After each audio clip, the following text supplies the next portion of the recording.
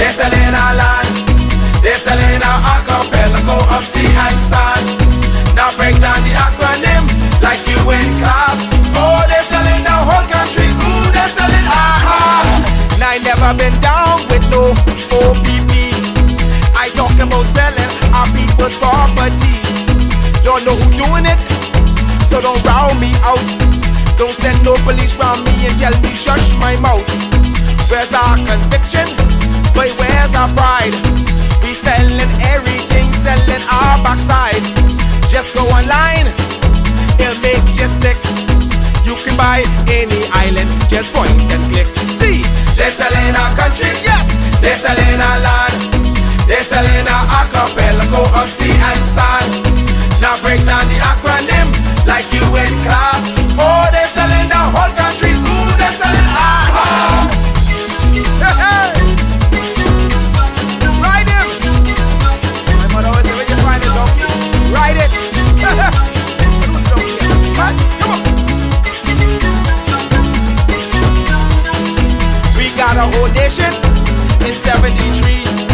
Now we getting back the whole country. What kind of fools we must be, selling out for a bag of rice and a cup of tea. You know what does bug me? Help me understand. I can't find piece of property for under 80 grand, but I can fix this. I know what to do. I can squat just like them other people try make me do. See, they're selling our country, yes, they're selling our land.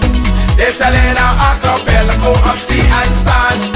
Now break down the acronym like you in class. Oh, they're selling the whole country. Ooh, they're selling aha.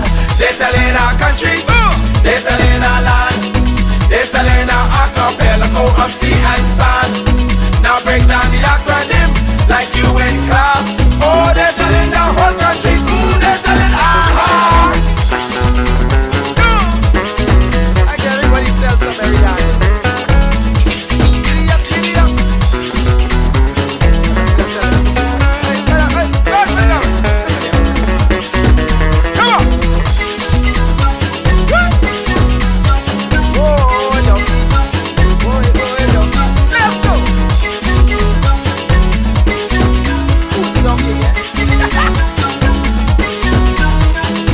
They're selling one island, they won't keep. What can be left for you and me? Is this the example? What's our kids to do? You want them have a sense of pride, or go selling too? Cause they're selling our country, yes, they're selling our land. They're selling our archipelago of sea and sand. Now break down the acronym like you in class. Oh, they're selling the whole country. Ooh, they're selling aha. They're selling our country, yes, they're selling our land. They're selling our archipelago of sea and sand.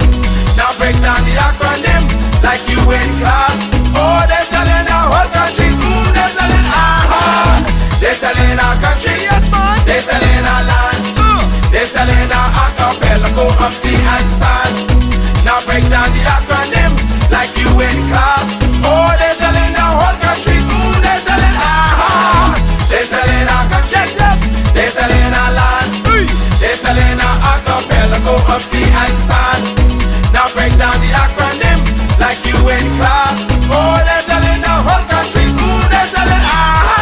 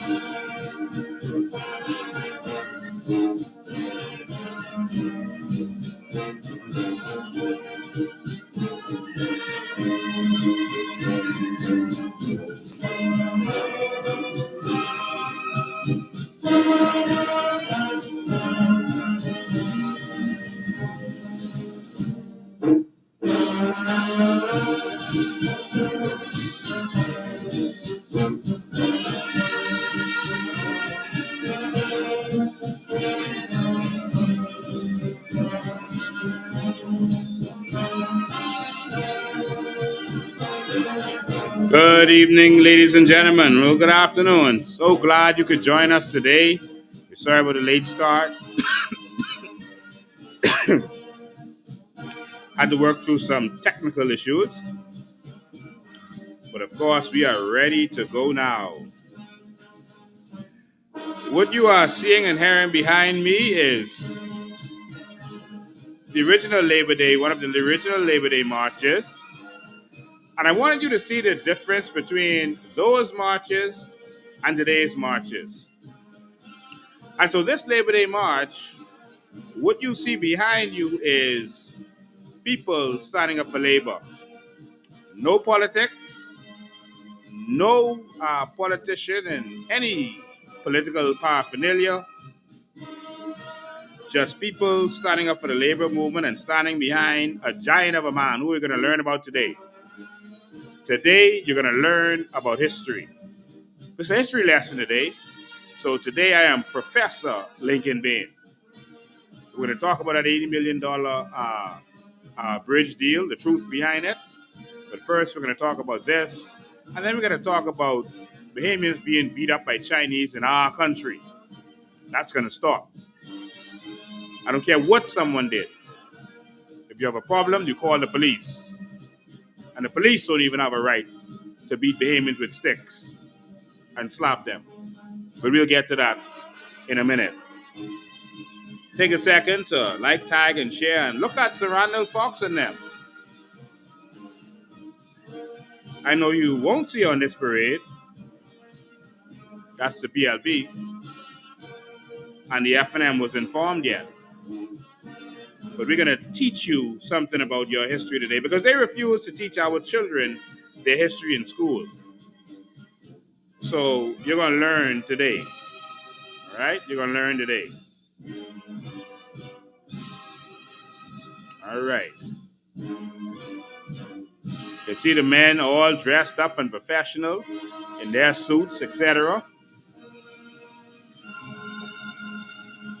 Bands playing. Women dressed up in almost ball gowns out there in the hot sun. Representing. Representing for labor. I don't think there's anyone in any t-shirts.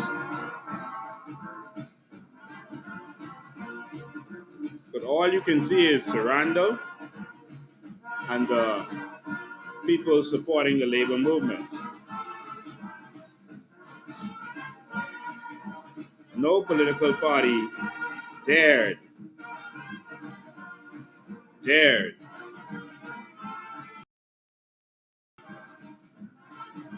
to try to interrupt or disrupt this parade. So we're going to get to it in a minute. You know what I'm doing. I'm sharing. I hope you do the same thing. Use your highlight at followers. All right. And then we'll get started in a minute.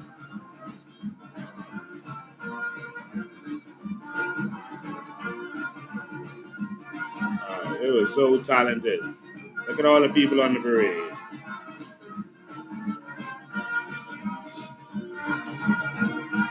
Almost everyone on this parade is dead and gone. Let me repeat that to you.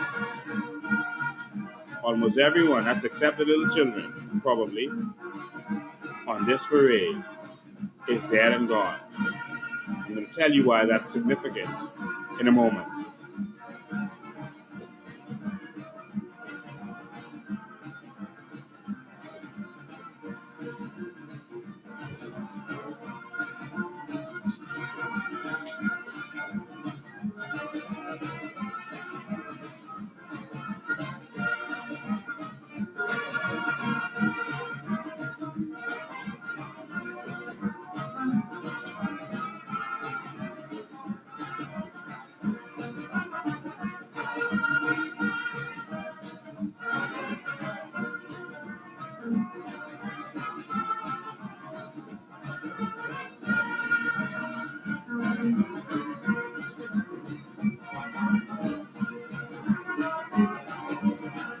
All right, there we go.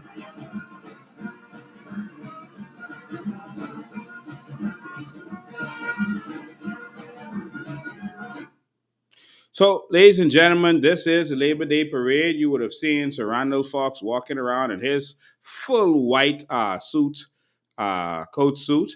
You would have seen the men in their suit dressed professionally and the women in their full, almost like they're going to the Red Cross Fair in their full regalia. Very professional. What you do not see is any political colors.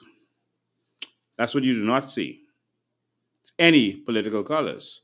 You don't see any political parties trying to overthrow this parade. All right? And that's what you don't see. But we got a couple things I want to bring your attention to. I want to give you, in honor of Sir Randall Fawkes today, I want to give you a little bit of a history lesson. The Labor Day movement was not about the labor movement was not about the Progressive Liberal Party.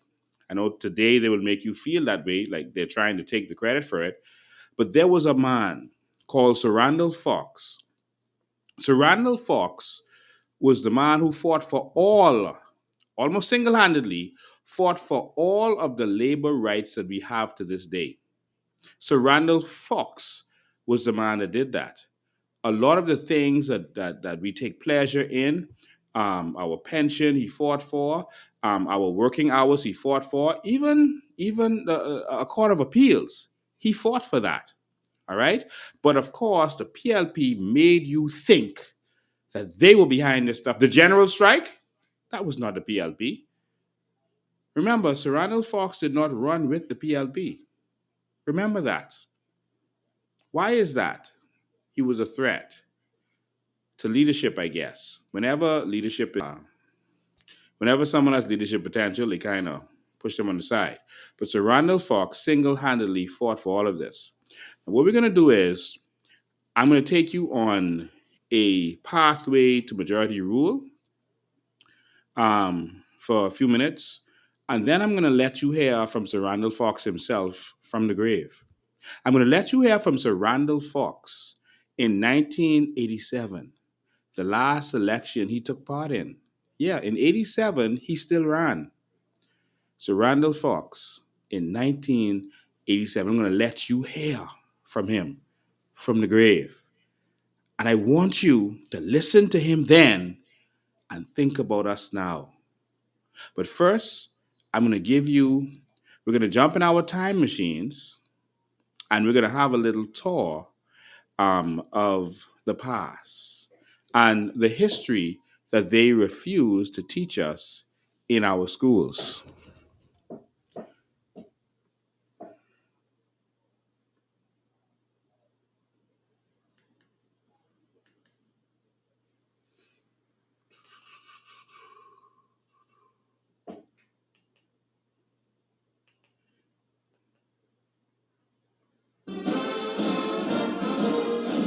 This video is called The Road to Majority Rule.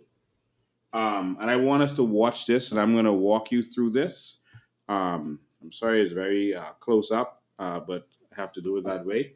So I hope you can see this well. So we're going to watch this. This is The Road to Majority Rule. I'm going to pause it as we go so you can read these because they move pretty fastly. This is on YouTube, so you can watch it for yourself. But of course, a lot of times we don't know what to watch and what to find. So this is a history lesson today. And I'm doing this because our Labor Day parade was hijacked. And I'm going to show you the difference between Labor Day then and Labor Day now.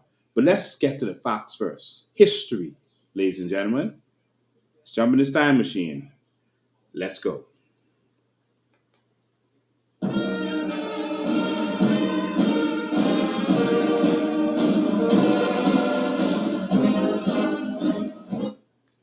It says, in every crisis, there are courageous men who are willing to fight, even to the death, for what they believe to be right. That's by Sir Randall Fawkes. He said, in every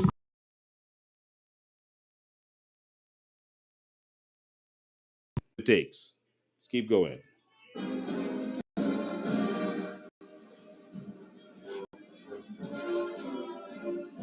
He says, urge me not to use moderation in arousing long oppressed Bahamian labor. They spoke about Sir Randall Fawkes kind of the way they speak about me today, and that is, they say that he was too rough and he was a rebel rouser and he stood up too hard for the people. And so he had a quote, and he says, "Urge me not to use moderation in arousing the long oppressed Bahamian labor." And at that time, he said long oppressed. And it is generations later. And we are still oppressed.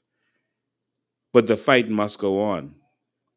Not just in terms of a labor union, but the fight must go on. in terms of fighting for the Bahamian people. This man was charged with sedition for fighting for you. He was exiled from the Bahamas, had to leave the country for fighting for you. Let's continue.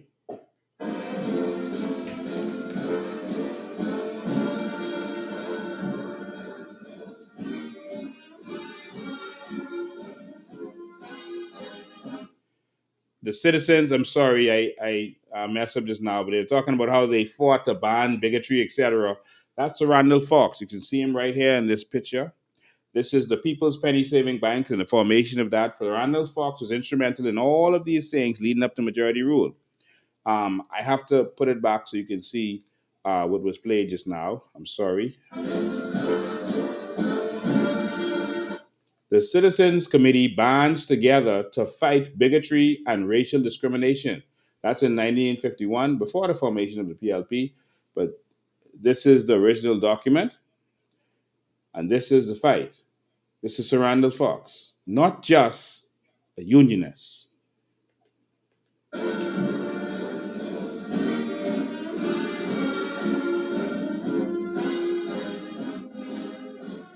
This is the opening of the Penny Savings Bank. Now, this is the formation of the Progressive Liberal Party. Labor unite or perish. That was the talk. Labor unite or perish. And to this day, they've still not united, and we are perishing as a people.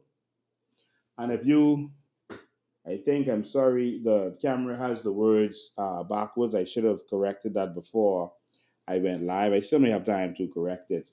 Let me see if I can correct that for you so you can actually see what you're looking at. If I can do it quickly, I'll do it. If not, then I'll just keep it the way it is. Okay, there we go. Yeah, I think it should be corrected now.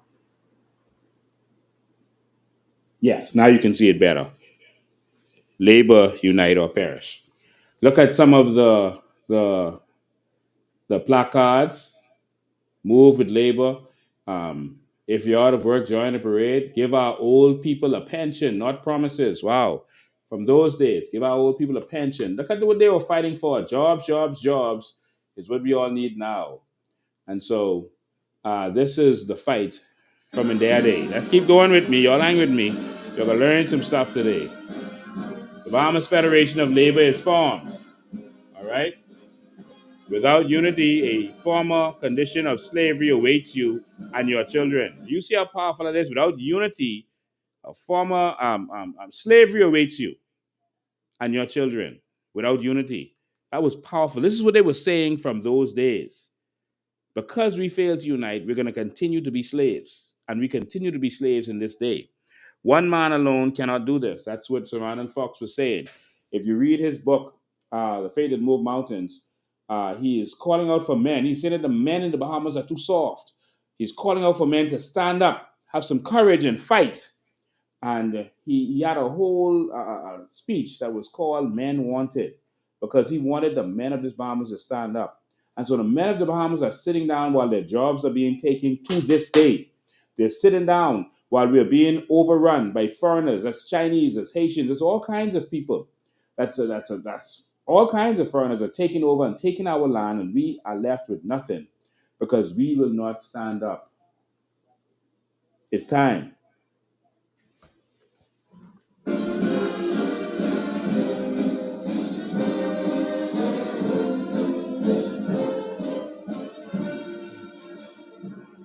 That is when they formed Labor Day to pay tribute to the men whose muscle rose blazed the trail in the wilderness. The general election of 1956. This is the general election of 1956. They formed the Labor Day to honor the men and women who fought to form this country and fight to get it to where it is. This is 1956. These were the people who ran. Cyril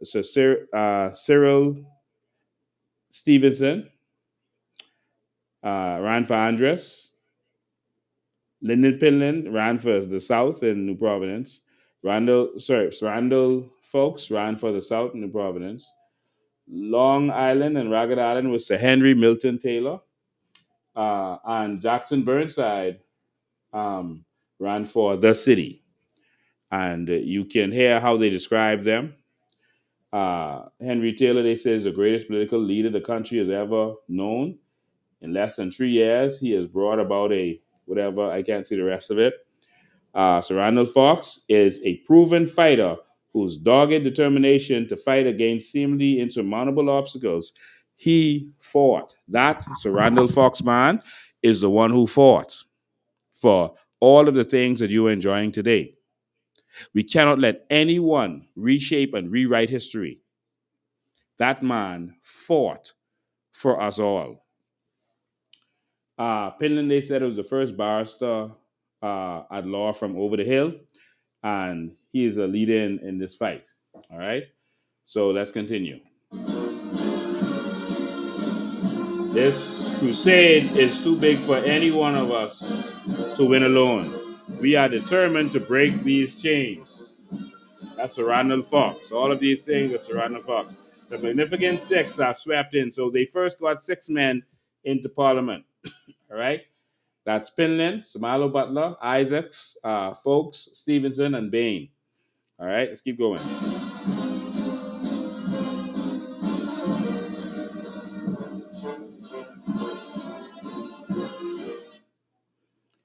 This was his mission. We were to be the eyes, the ears, and the voice of the poor and the dispossessed.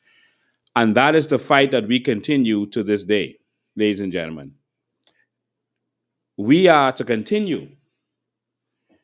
We were to be the eyes, the ears, and the voice of the poor and the dispossessed. We are the voice for them and all Bahamians. This battle is renewed. It's time to take the Bahamas where it should have gone in the first place.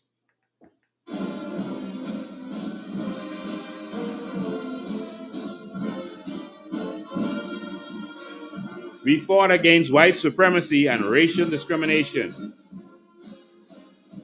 economic exploitation, disproportionate representation. This was the House of Assembly. Votelessness of the Bahamian masses.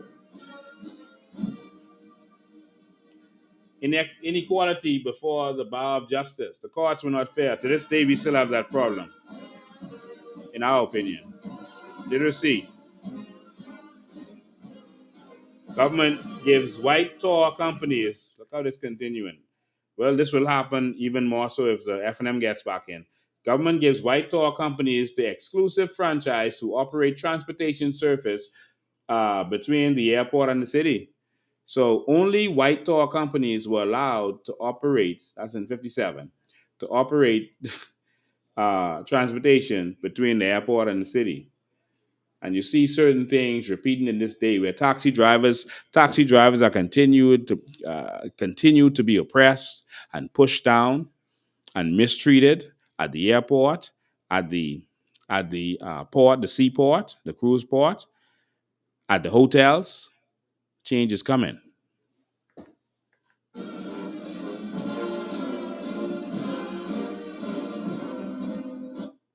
In response to government's decision, Sir Clifford Darling and the taxi cab union mount a blockade to and from the new Nassau International Airport. So this was how they carried on in those days. They tell us to behave ourselves, sit the says. But in those days, they got changed because they stood up, because they were rowdy, because they fought to bring that change. And so they said, okay, you letting the white tour companies only have transportation, okay, we could block up everything. Let's look and see.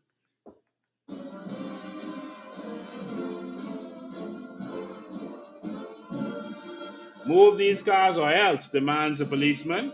Yeah, blocked up. The police said, move these cars.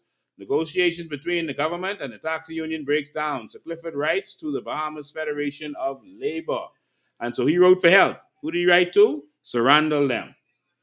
All right? And so the taxi drivers here, Says, like a graveyard, nobody is coming in. They made sure that they shut this place down. Tensions in the square. They were fighting.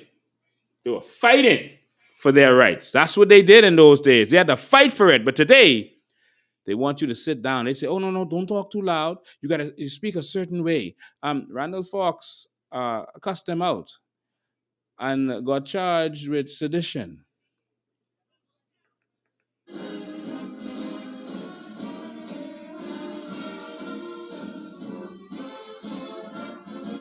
The assistance of the Federation is urgently needed as negotiations have completely broken down. That's what Sir Clifford Darling wrote to the Federation. This is the original letter.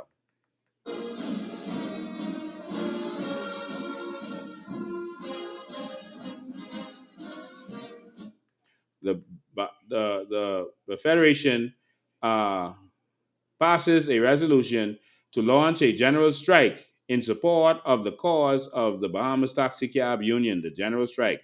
This was not a PLP thing. All right? This was not a PLP thing. It says, "This is your fight. Fight for your children." Look how they was talking about that from then. But somehow we keep getting swing and keep being encouraged to just sit down and wait your turn. Don't lose this job. Don't lose these contracts. Take $30 to go on a Labor Day march. We can talk about that later. But these women had placards from then saying, "Fight for your children." Your children still suffering.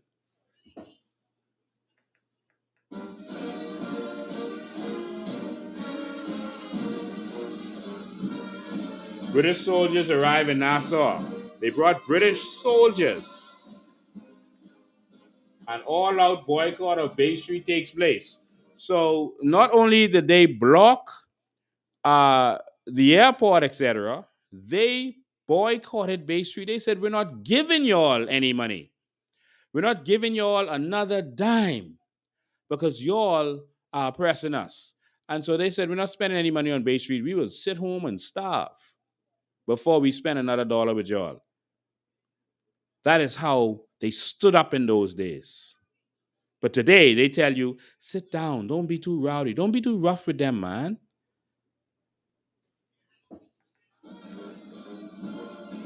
General strike lasts for 19 days and results in fundamental change. What change? 19 days. I want to say this to you before we go on. Can you imagine Bahamian striking for 19 days today? Today they will go to the House of Assembly. They will go there for a couple hours, say what they have to say. The news will cover them maybe, and then they go home or they go back to work. And that's it. And the politicians know that. The general strike, they said 19 days. 19 days. And they won. Watch how much change came to this country because of what they did.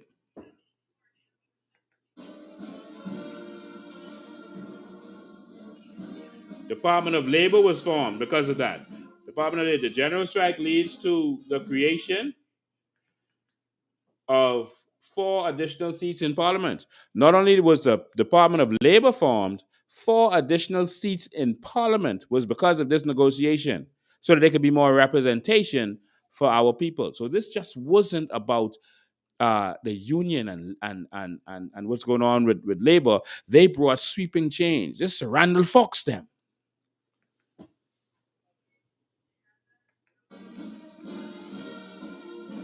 General strike leads to full adult male suffrage.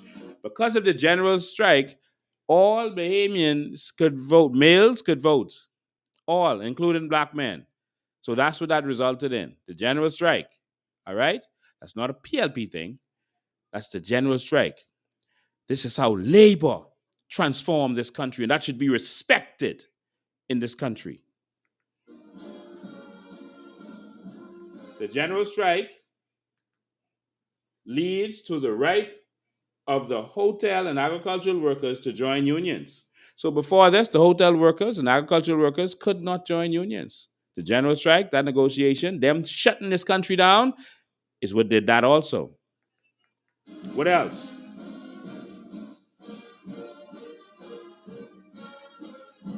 The The general strike leads to the abolition of the company vote. The company vote. This where Branson and Daddy and all those other UBPs voted many times, sometimes dozens of times. What's his name? Sir Stafford Sands and them, they would vote dozens of times because for every company they owned, they had one vote. And that's how they cheated to continue to win. The general strike stopped that.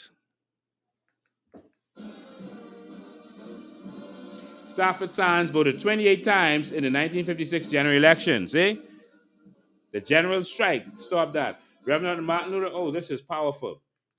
Reverend Dr. Martin Luther King arrived to lend support during the sedition trial. This is Sir Randol Fawkes and Dr. Martin Luther King. Sir Randol Fawkes was charged with sedition. So Martin Luther King came down to give his support and lend a hand because he was too rough with Massa. And so, of course, they used the law against him. They locked him up. Change never comes unless there's someone willing to sacrifice and be locked up for it. I'm doing this because I want you to know your history. They won't teach this in school. I want you to know your history so that the Labor Day parade can never be disrespected again. Do you see how much political change came because of what Labor did, the general strike? That wasn't just about union getting paid more money, getting paid overtime. They changed things politically. Do you see it? Let's continue.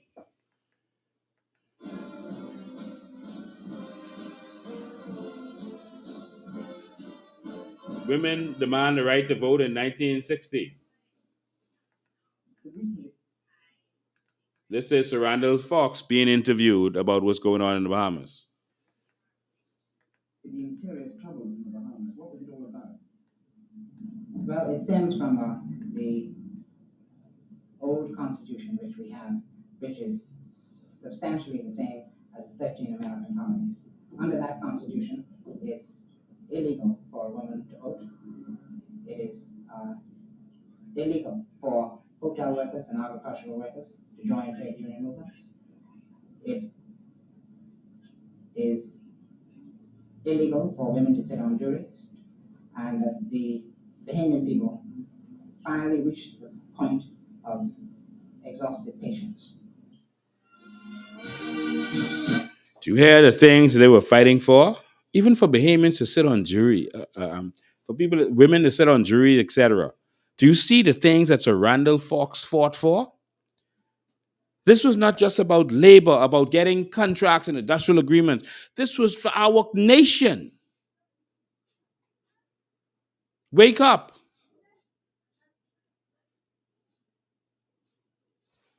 Let's continue.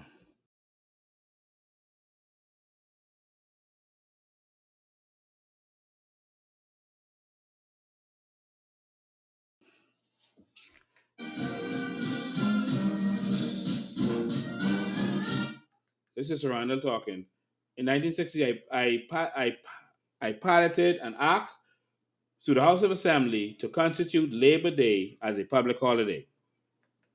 A day should be set aside and designated as Labor Day as a fitting memorial to the contributions made by the working people to the progress of its colony. That's the act that was drafted. And so, just like we've been drafting acts to put things forward and get things done, he was doing the same thing.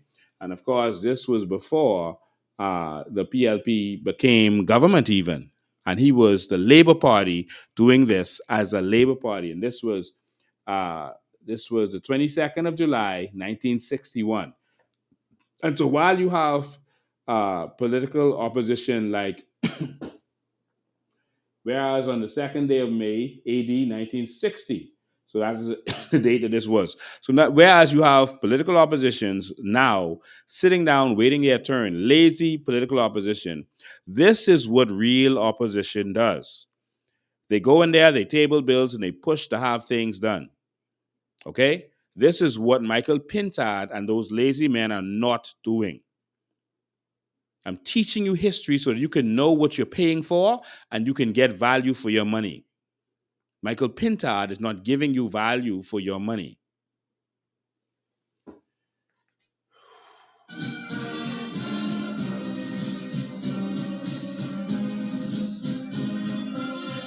first official Labor Day was in 1962. Constitutional Conference of 1963 advancing towards self-government. See, Sir Randol Fawkes. A new constitution. The dedication of the House of Labor, built to the glory of God and the fellowship of workers. Governments have now let this historic building run down. Governments have let this historic building run down. On Labor Day, Maria Daxon did a video here showing how run down this building is now. It's a shame. And the government had promised, this present government had promised to renovate this, but of course, we know what a promise is. And so they have not done so. You now say you have another year to go. In that year, have this fixed, please. Not because of labor unions, but because of what the labor movement did for this country. It was more than labor issues they were fighting for. Do you see, Bahamas?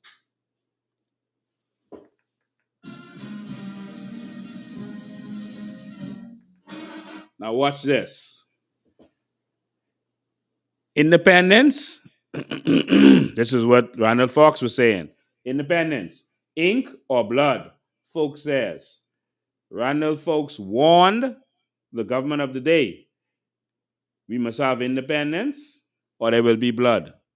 This is how Randol Fawkes spoke to them. That's a threat.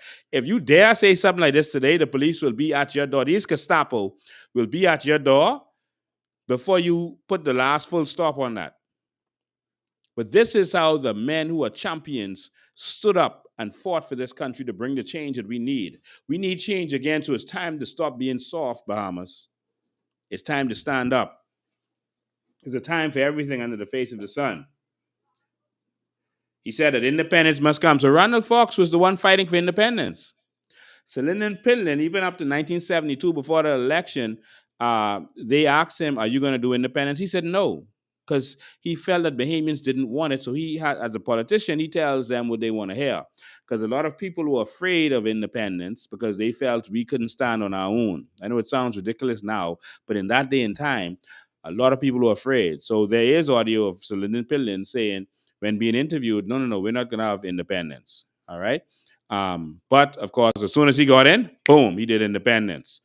All right, because he didn't want to let that statement cause him to lose the election, because many Bahamians were afraid of letting go of England for some reason. Just like Bahamians were afraid to let there be majority rule. They felt blacks couldn't run this country. But of course, Randol Fawkes was also pushing for this hard, not mincing words, being a real man.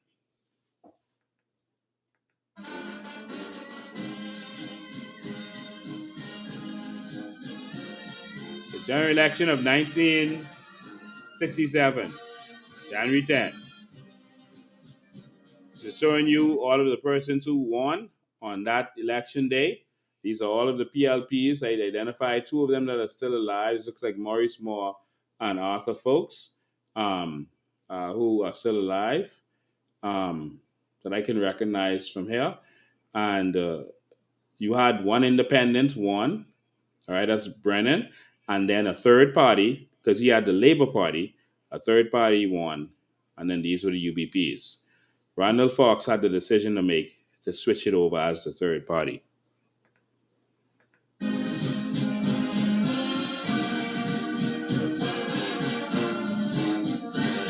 Brennan became the Speaker of the House. Fawkes gave the Labour the vote to the PLP and enabled them to form the government. Pillen is sworn in as Prime Minister of the Bahamas. Fawkes did that. And this is the first black government. All right, one white gentleman in there, but this is the first black government.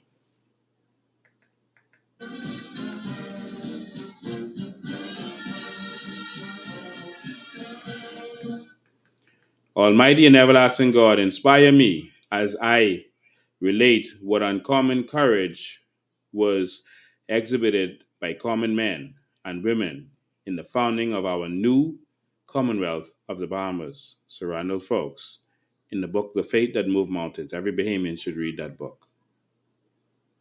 It's a giant of a man. whose legacy should not be disrespected or tampered with.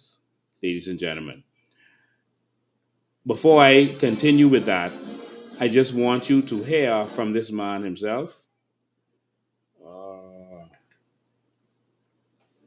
I know I'm spending some time on this today, but it's important that Bahamians understand their history. No, this isn't scandalous stuff. This is raw history that most people are not paying attention to.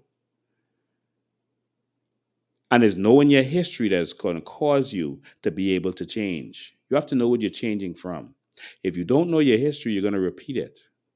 All right?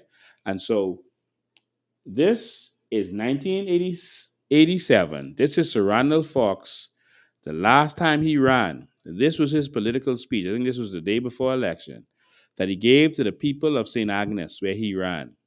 All right? That's now, they switched it back to St. Barnabas. But he was running in St. Agnes at this time. He won his first elections after the PLP got in. He wasn't able to offer in 72 as the Labour Party. Of course, they started Ku Kluxing him, the, the politicians, and he didn't come back until 1987 because he was Ku Klux. It was destroyed because he was too powerful. He was a threat. And so they cut him down. The same man who gave us this majority rule. He came back in 1987 for one more run to let 20 years later to let people know. And I want you to hear his words from the grave. Hear his words, Bahamas. Hear his words.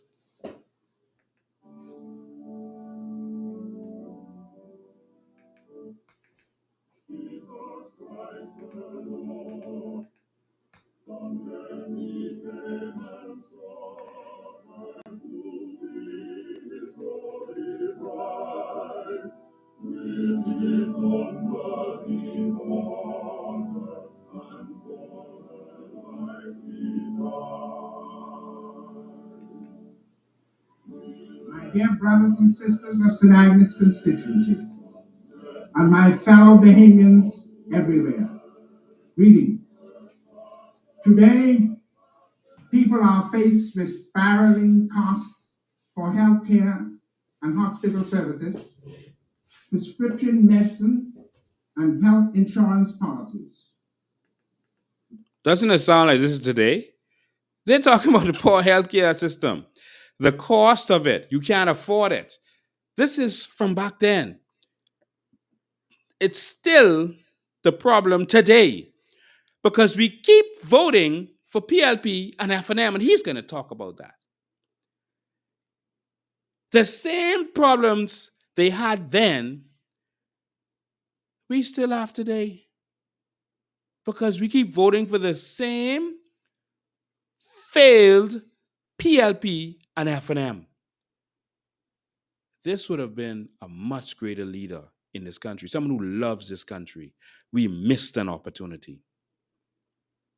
Recently, the insurance rates were increased 10%, and the poor people wondered, why does it have to be this way? Our senior citizens wonder, how can they continue on fixed incomes as prices and taxes go up and up? Further, As prices and taxes go up and up, are we stuck in a time capsule? Bahamas, are you listening? I would advise you to share this live. I would advise you to spread this message, the rebirth of a great movement for a new Bahamas. Do you see he said it? The new Commonwealth of the Bahamas. But we didn't get it. Why? Because we keep voting PLP and FNM. And we keep getting swing. The same problems. More costs, more taxes. Let's continue. many of our old people feel rejected and left out by a society they have helped to build. And they wonder, Why does it have to be this way? Ladies and gentlemen, our streets and highways continue to be clogged. Our transportation system remains entangled in silly debates by puny men. By puny While men. motorists and pedestrians both look on and ask, why does it have to be this way? We're still talking about transportation and the traffic problem. And are we stuck in a time capsule? If you keep voting for the same thing, you're voting to keep getting the same thing. So if you vote for no hospital, you will get no hospital. How do you vote for no hospital? By voting for the people who didn't give you a hospital. If you keep voting for bad roads and traffic and no solutions, no overpasses and real freeways, then if you keep voting for it, then you will keep getting it. Does it have to be this way, Sir Randol Fawkes said? I want you to listen to my political role model.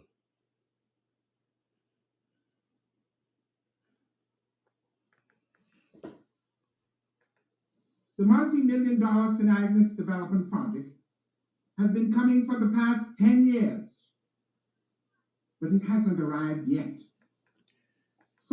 Oh, and it still hasn't arrived. They promised this redevelopment project. It still hasn't arrived. Mr. Fawkes, you are watching from heavenly places now. And it still hasn't arrived. Just more promises and promises. One likens the money voted for the development of St. Agnes to a block of ice, which had to pass from hand to hand, and by the time it reached you, the constituents, it had all melted away. Why does it have to be this way? Many. The money, by the time it reaches to the people, he says like ice. It's already melted away. Nothing for y'all. Only for the leaders and financial backers of the PLP and FNM. That's who we talking about. You see, the UBP talking about you. He talking about the PLP and FNM at this point. This 1987. Of you, homeowners and tenants alike, have found the cost of housing is beyond your reach. Others see young couples unable to afford a home of their own being exploited by banks and insurance companies. They charge them finder's fee, bridge fee, lawyer's fee, stamp fee, house property fee, this fee, that fee, and the other fee. Are we stuck in a time capsule?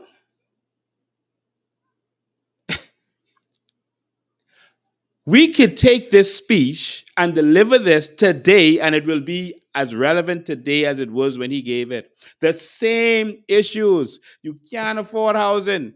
The banks are robbing you. The banks are hitting you with fees, crazy fees. We are still fighting the same battles today, Bahamas. When will we wake up? The couple look on and ask, why does it have to be this way? Last month, construction workers and common laborers at the Crystal Palace job site of Cable Beach set out on S&S on the eve of a pre-arranged invasion of the Bahamas by 250 Filipino common laborers who want to replace the local workforce. Are we stuck in a time capsule? You're talking about the same thing. The foreign laborers coming in to take our jobs. This is Randol Fawkes. Come on, Bahamas. The same issues. 8 Bahamians were fired. Because of my intervention and my exposure of the plot between government and the Balfour Beatty, the importation has been delayed, but only until after election. Of course, he was fighting for the common man like we do. He fought them, and of course, it brought embarrassment to them. So the invitation of some of these people was delayed, but only till after election. Because you know what? Once election come, see, because the politician can say, yeah, we can't, no, we can stop that. We brought that to a stop. Don't worry about that. Now come vote. And after you vote, flooded with the same problems. Does it have to be this way? But, ladies and gentlemen, why does it have to be this way? You can use your ballot to help yourself. If you don't use it, you will lose it. There is no one else who can stand up to government and Balfour Beatty but I. There was no one in his day willing to stand up to those big companies, Balfour Beatty, the construction company, and the government. This was a giant of a man. They tried to erase him from history, but I will not let that happen. This is my role model. And I am disgusted at what the PLP did on the Sir Randol Fawkes Labor Day, turning it into the Philip Brave Davis Labor Day. This is why we have the same problems. And he was the man who would stand up to government and force them to make little changes here and there. Then when election comes, they go right back because the people are so fooled, they just caught up on party. And they continue to suffer to this day. Because one labor representative is equal to 30 of the rest. And while we are still recovering from the shock of the illegal sale of Paradise Island Bridge by the leadership of the PLP and the illegal collection of the bridge toll, we are forced to witness government selling of Goodman's Bay, the beach which we reclaimed in the name of the people in January 1967. Now it has been given away to foreigners.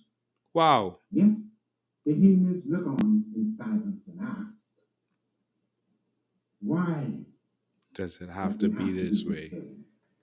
Of course, his advocacy stopped it. But today now, we are having the same problems with Paradise Island Beach that they're giving the same problems. Are we stuck in a time capsule, Bahamas? Are we stuck? Is this all we want? The $50 in a t-shirt and suffering?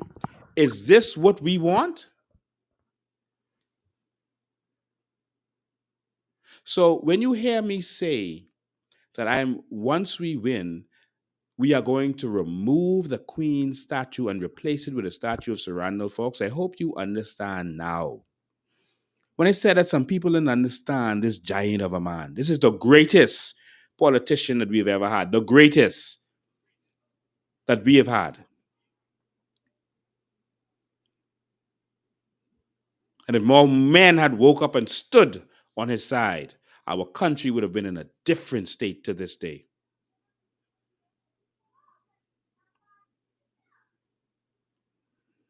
We are going to honor Sir Randol Fawkes. We are going to wake up history. Teach our children about real history, not political history. Let's continue to hear from Sir Randol Fawkes. Ladies and gentlemen of St. Agnes constituency, I run for St. Agnes in the firm conviction that it does not have to be this way. I am confident that working together, we can, with God's help, overcome every obstacle. And the time to begin is now. A few days ago, while walking through St. Agnes constituency, I met Kendall Clark sitting on a bench in the Super Bowl with his head in his hands. Looking forlorn and depressed, he said, "Brother Fawkes, I've lost my job. My child is starving. Brother Fawkes," he pleaded, "please get my job back for me." Ladies and gentlemen, the following morning, I liaisoned with Brother Clark's former employer. Within 24 hours, Kendall was back on the job. Today, he is happy in his home on Cambridge Lane. And what is more, not only are his wife and child happy too, but Kendall himself has reclaimed his dignity and self-respect as a contributing citizen of this community. The story has been repeated many times in St. Agnes constituency. Just the other day, Lydia Ellis of Dean's Lane was fired. Again, I liaisoned on her behalf with her employer, and today she is back on the job with a good weekly salary. Notice the difference in the treatment of the problem. Unlike the other parties, neither Kendall, Clark, nor Lydia Ellis was reduced to the level of a beggar. Neither were they required to belly dance or snake hip from now until election day. Instead, each was given a job and made to feel that he or she was somebody. I want my brothers and sisters of St. Agnes to be too proud to set belly dancing and snake hip twisting as an acceptable standard of conduct for their children to follow. The dancing political parties, belly dancing and snake hip twisting. He's a powerful man. But you see how he was fighting not just for the nation, but for individuals, for the common man. He would go in there and stand up for them. He's my political role model. Too proud to take part, too proud to accept the filthy lucre of 30 pieces of silver for his or her vote. This is not the example which I have set for you to follow. On the 7th of January 1967, I rejected the bribe. This is what I want you to do on election day. He's letting you know that he was not for sale. This would have been a great leader of this nation. Someone who is for the people, individually and generally. Someone who would not sell out to oligarchs, drug dealers, or anyone. He was not for sale. Like him, I was offered many bribes to stand down, sit down, and shut up. But I am not for sale.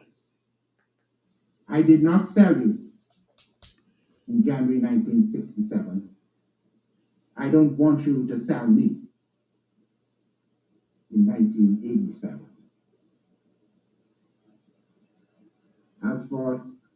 As your Labour candidate for St. Agnes,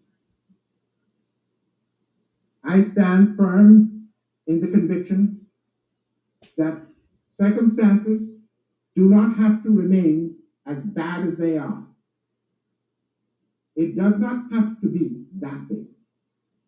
Yes, working together, we can make the difference. And the time to begin is now. But you have free choice. You can have abundant life, or you may go the way of the mafia or the wheeler dealer. My advice, however, is that You may have abundant life. That is what he wanted for Bahamians. Abundant life. That is what I want for Bahamians. Abundant life. A life of abundance in many different ways. Physically, spiritually, mentally, empowerment. But of course, we are bamboozled by the wheeler dealer politicians who make deals with drug dealers, etc., who make deals with oligarchs. Let's continue to listen to this giant of a man. To choose the way of him who said over 2,000 years ago, I have come not only that you may have life, but that you may have it more abundantly. St. Agnes, oh St. Agnes, you are named after a great saint. When you walk the proud mile with me on Labor Day tomorrow morning, people will look at you and say, there goes a noble race of men and women.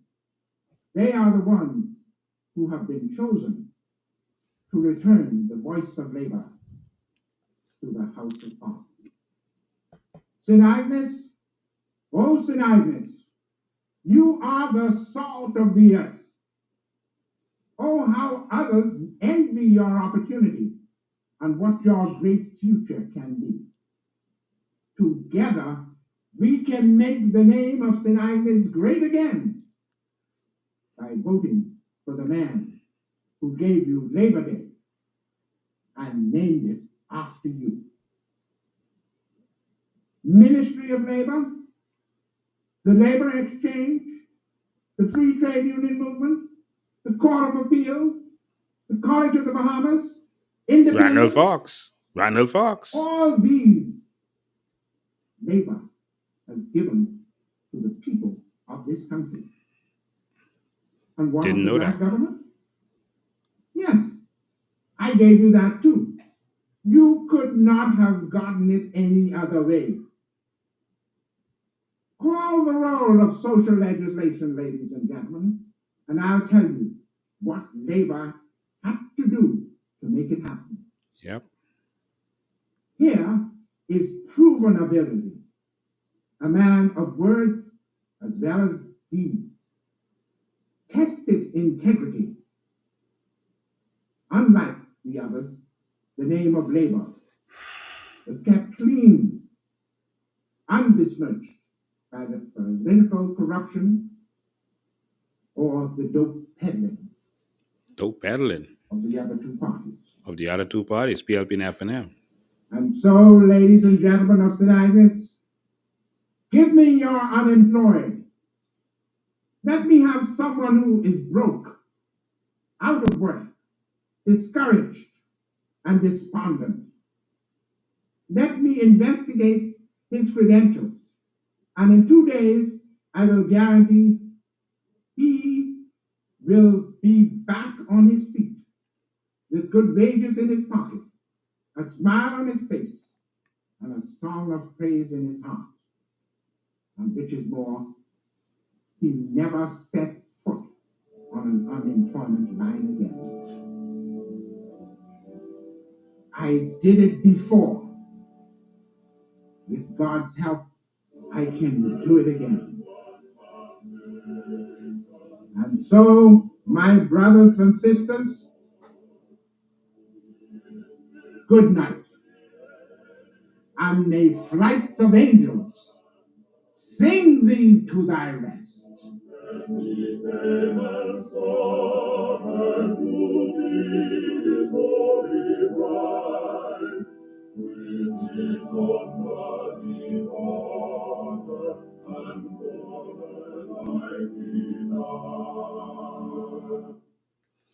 Ladies and gentlemen, and the graphics that was here with this speech is powerful. Um, it's freedom from tyranny, victory or enslavement. That's what it says on the top. Victory or enslavement. That is what that man fought for, but they, of course, through media and distortion, don't want you to know who he truly is. They want you to forget him. They want you to see him as just a labor unionist. They don't want you to see him as the man behind all of those things he listed off, who pushed for those things. And even more, that go and read The Faith That Moved Mountains. Ladies and gentlemen, we went from a dignified labor parade that was about this movement. And that movement was not just about unions, that was about the transformation of this entire nation. They forced a court of appeals, they pressured for it. He would table bills as a one man army in the House of Assembly. Come on, Bahamas, you want change or not? Now, I'm going to show you the difference between Labor Day then. Some of you have just tuned in. And so you saw people out there in their coat suits and ties, etc., and marching and so dignified, etc., with the marching bands. There were no political parties. Go watch the beginning of this and you'll be able to see it. There were no political parties, etc., just a labor movement. And a lot of what they did with the labor movement, the PLP was not there. To be honest with you, there was times that they did work together, but Sir Randol Fawkes was the man behind these things. The general strike, that wasn't a PLP thing. Don't confuse history. I'm not saying the PLP didn't do anything. They did do some things. But this was the man who transformed this nation. And after getting him to come on board with them so that they could get in, they Ku Kluxed him. They chopped him down and Ku Kluxed him. So some people will tell me, "Oh, just join the other parties just so you could get in." Get in and do what? Get in and do what? Be under their thumb so that they could chop you down and you get nothing accomplished? No, we need dramatic change. And so we went from those dignified Labor Day parades, and I'm going to show you kind of what we had. I can't show you all this stuff. I'm going to show you something of what we had this time. All right. So we went from those dignified Labor Day parades to this.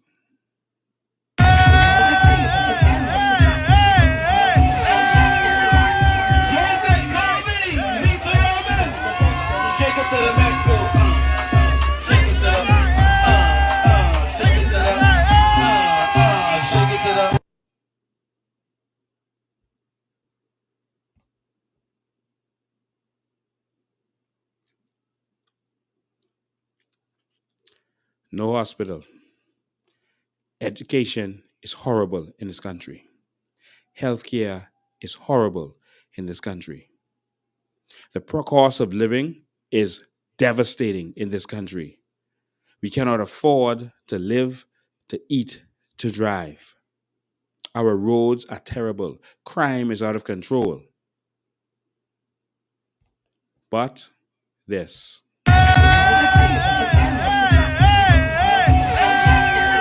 That's Gilbert Colby.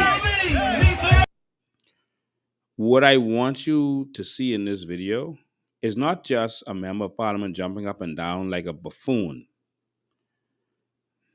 I want you to see that these shirts are about Brave Davis on this sacred day. And I take this serious because I respect Sir Randol Fawkes and what he did. I told you that he is my role model. He's a Bahamian hero. But there are placards behind her with her face on it. How is this about Sir Randol Fawkes Labor Day when there are placards behind her with her face on it? And they are shouting PLP, PLP, and this is a song talking about Jobet Colby. How?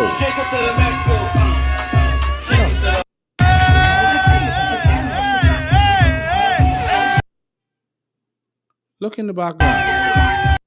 That was a big poster with her face on it. But this is about labor?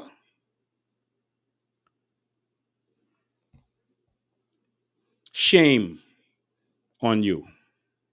Shame on you. That's what we've come to.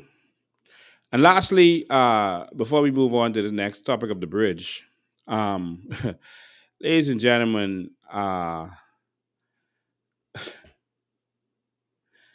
You know, I got voice notes from persons saying that the PLP is paying persons $30. They promised people $100, but persons were saying they were promised now $30. Some of them were fighting to try to get paid. Uh, so they came on the march for some of them for $30, some probably for more. They got paid to put on a shirt and come to the march. And that's why a lot of people, as much people, didn't show up to the birthday party event because they weren't paid for that. I guess it would have been a separate fee. I guess. But this is why they keep you poor. Mr. Brave Davis explained to me, you got to keep the people needing you. That's why he can't give you benefits from your natural resources or your carbon credits. He said, because then they ain't going to need you. The politicians need to keep you poor so that when they come offering you $30 or $50 or $100 to go put on a shirt, that feels like a lot for you. You have to do it. So they will never do anything to empower you. But yet, you would consider voting for the people whose mission is to keep you poor, dumb, broke, and without opportunity. We need change in this country, desperately.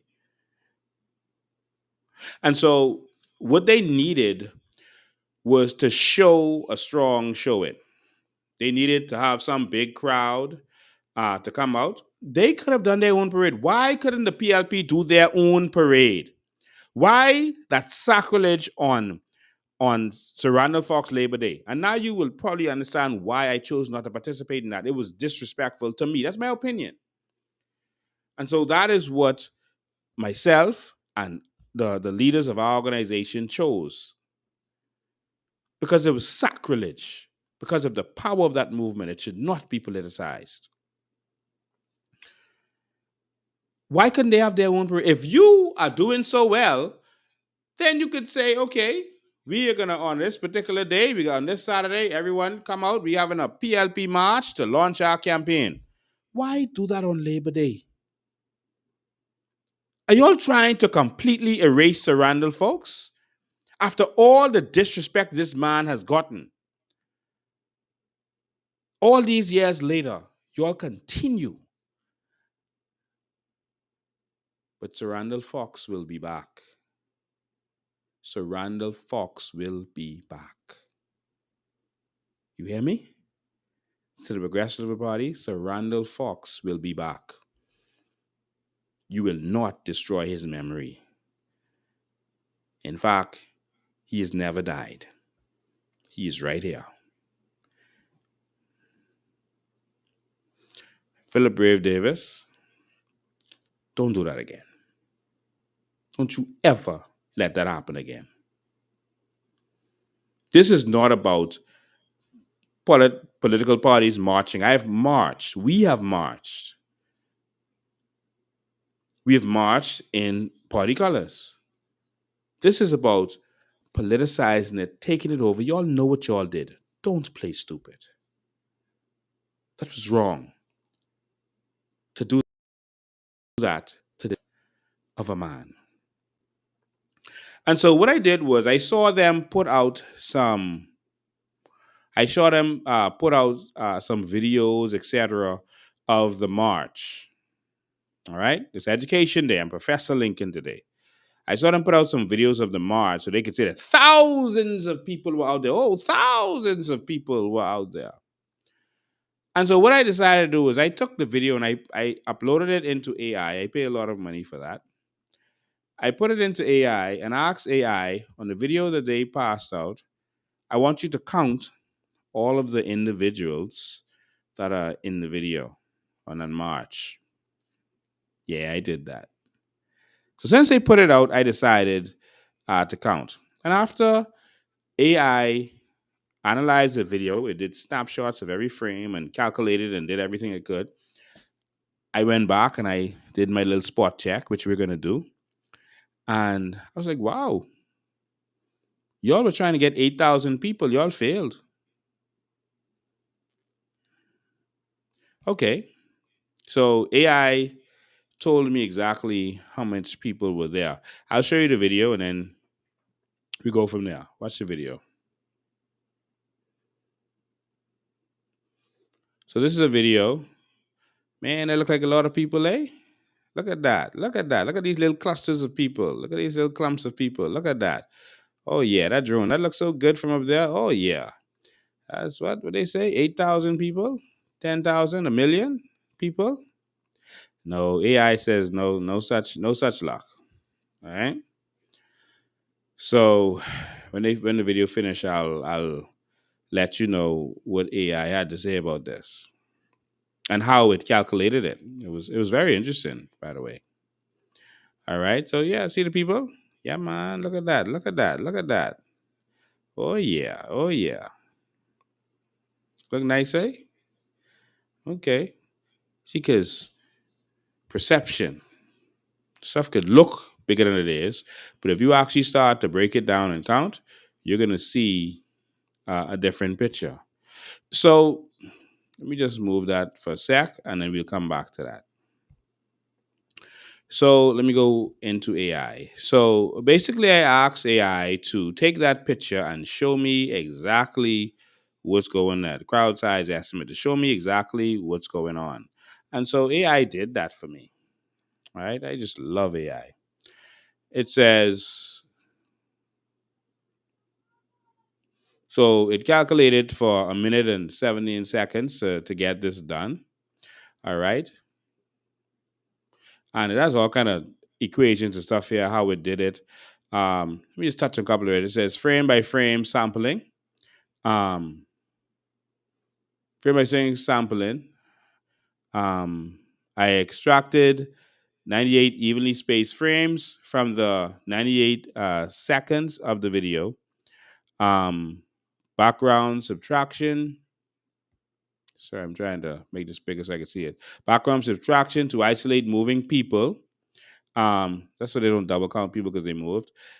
Using open CV's MOG2's algorithm, I generated binary mass, then measured the aggregate foreground pixel area in each sample frame, calibrating person area.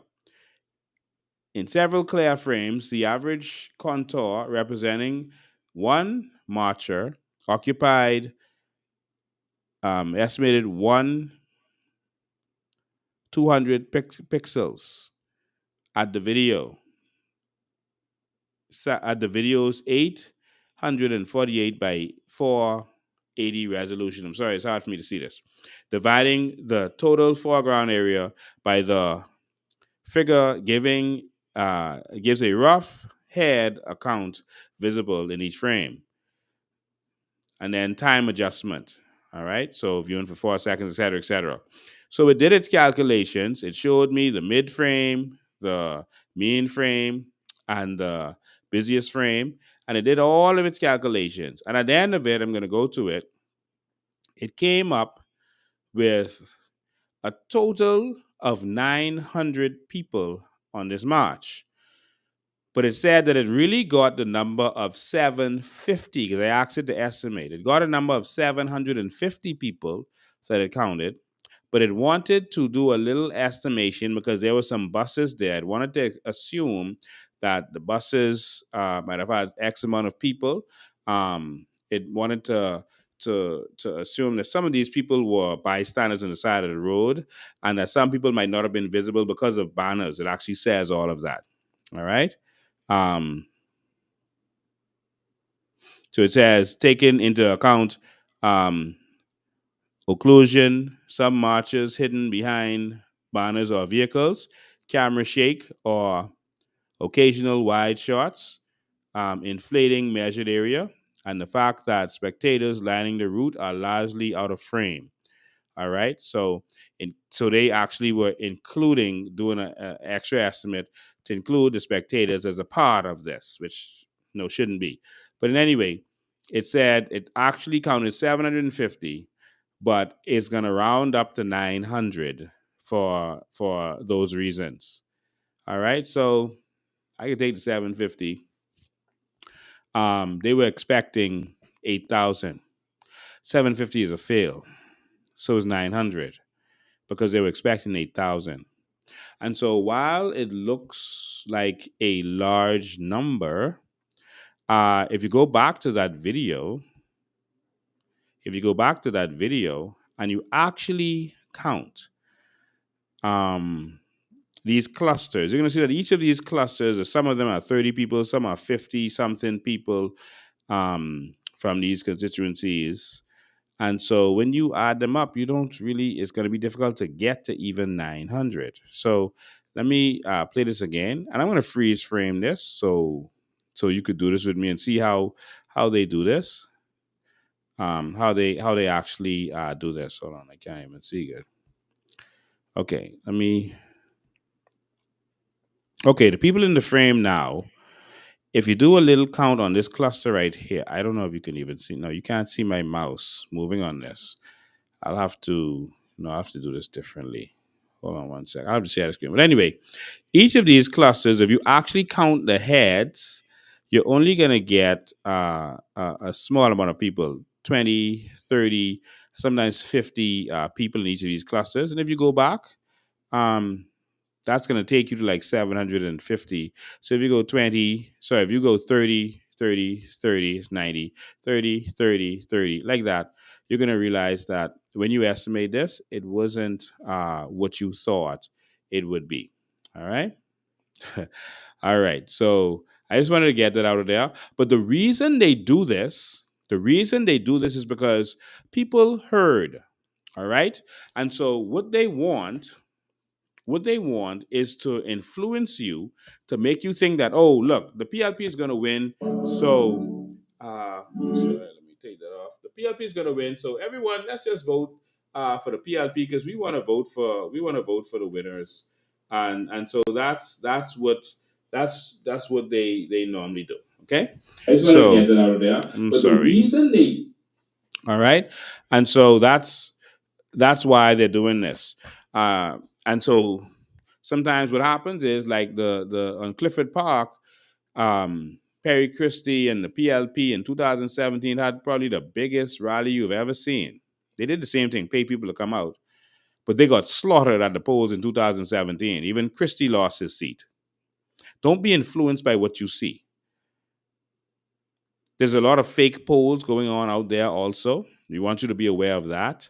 There's some fake polls that is going around because they got to do polls because their biggest job right now is to make you feel like they are going to win, and so that you should just come with them. They want you to forget about the fact that you should just vote for what is right. Don't vote for who you think is going to win. Vote for what is right. Vote to get out of this time capsule. We're stuck. Look at our family islands. Almost no improvement in 50 years. All of them are suffering. We're stuck. We're in quicksand, sinking fast. And we need to get out as a country. Come on, Bahamas. Wake up. Wake up. I want to segue from there for a minute. I'm going to open the phone lines soon. But I want to segue from them there for a second. I want to talk about this other atrocity that happened, and that is this announcement of this 80 $80 million bridge. Man, listen, any other country, they would have been in the streets burning the place down by now, probably. And so what we decided to do was do a cost comparison so that we could make this make sense. All right, we wanted to compare it to some other things and see how this makes any sense. All right, let me break this down for you, because when you break things down to the lowest common denominator, it starts to make sense or not make sense. And so let's do this. The total cost, $80 million. This bridge is less than 100 feet. We'll put it to 100. All right? We'll put it to 100. And so it's also about, uh, you know, yeah, I'll leave it at 100, less than 100 feet. All right? So, ladies and gentlemen, That is $800,000 per foot. You know what I mean by foot? Like 1 foot? This. That is $800,000 per foot. 1 foot. This distance right here. 1 foot, like a ruler. If you have a ruler in your house, pick that up and lay it on the table and say, let's say ruler. I think this is about 1 foot right here, right? What what could be between here and here to be valued at $800,000? Take any span. Let's say this is concrete. Um, how could concrete be valued at $800,000 for 1 foot? Think about that. Okay, let's say steel. 1 foot of steel, $800,000. What else you putting in there? Sand, rock, 1 foot. I want you to think about that. Pick up a tile that you put in your house, a regular tile. It's 1 foot. What could you do in a space of 1 foot to make it value $800,000? If you take 1 foot of cocaine, that would not be valued $800,000. 1 foot of gold, a gold bar, is not valued $800,000. That is $800,000 per foot. How? Are you all with me? How?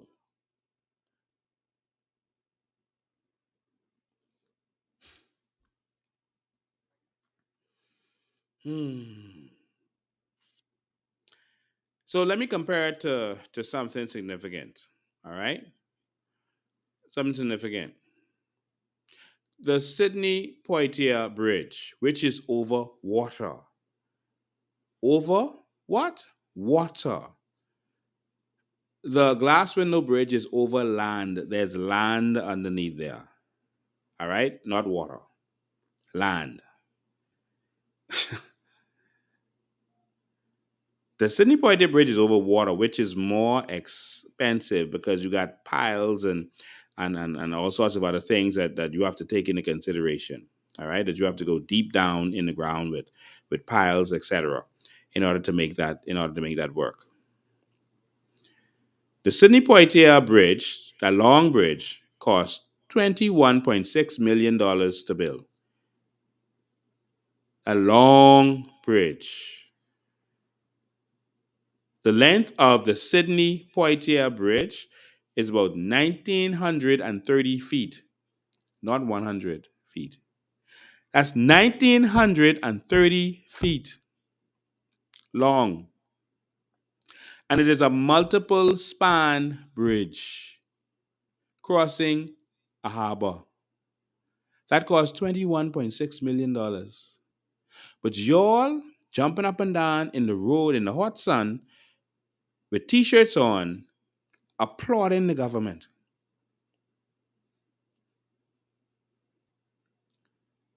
Do you know what the Sydney Poitier Bridge costs per foot to build? 11,200 dollars per foot.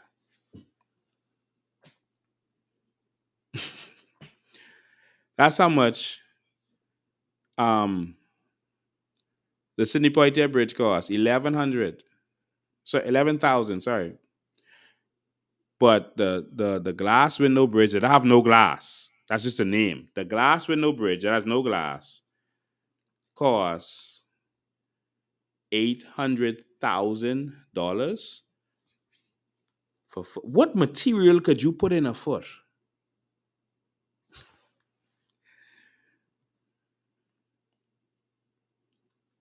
Sometimes I don't know what to say with this country.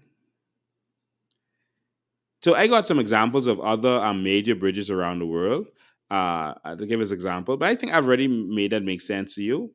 I looked at the Mario Como Bridge in New York, etc., and other the San Francisco Bridge and all of that. None of them cost what this bridge costs to make per foot. And these are bridges that span miles, 3 point something miles, 2 point something miles. Come on, Jesus. Man, if you all could rob us, don't rob. Come on, man. Don't go that far. Jesus. PLP and FNM, come on. This is why the country don't have nothing. We just went from estimate for that went from $40 million for a prison to $90 million for the prison. You see the Lutra roads. All right. They built a 3 mile freeway in Jamaica. 3 mile freeway in Jamaica. 3 mile for $53 million. How you get to $80 million for 100 foot?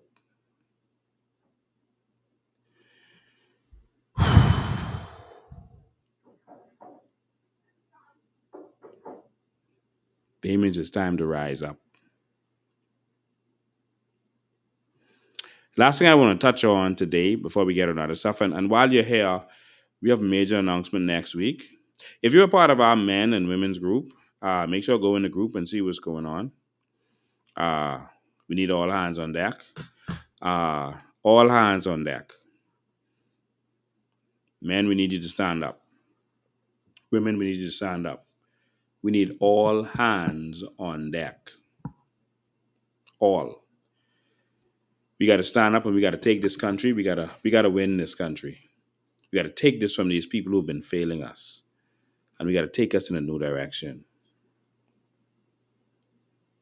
The last thing I want, I'm not going to play that video, but there's a video going around again, another one with the Chinese people beating a Bahamian man with a pole. I heard some rumors. I haven't verified it, so just want to let you know that I only talk about things I verify. But they said it as an immigration officer, and I don't know that to be the truth. But I'm just saying that was being passed around. But that was a Bahamian man for sure. And the Chinese were assaulting him with poles, slapping him, and one of them had a gun. Even if that man stole something, which I don't know that to be the facts or the truth, but even if that man stole something, you call the police. That man was clearly unarmed and was not fighting them back.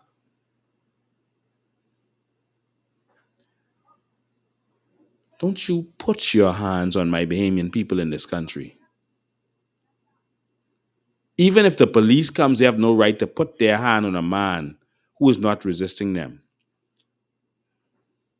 Hitting a man with a pole who is unarmed. I hope that man files a complaint against them, even if he did something wrong. You file a complaint too. Then you do what they call drop for drop. I'm not condoning anything he could have done. I don't know him to have done anything. The only thing I saw that was done wrong was what they did to him. And that people were standing around and watching it and condoning it. I could guarantee you if that was in China and some black people were doing that to a Chinese, they would not sit down and laugh and watch that happen. Bahamians must be put first in this country. Bahamians' rights must be protected in this country.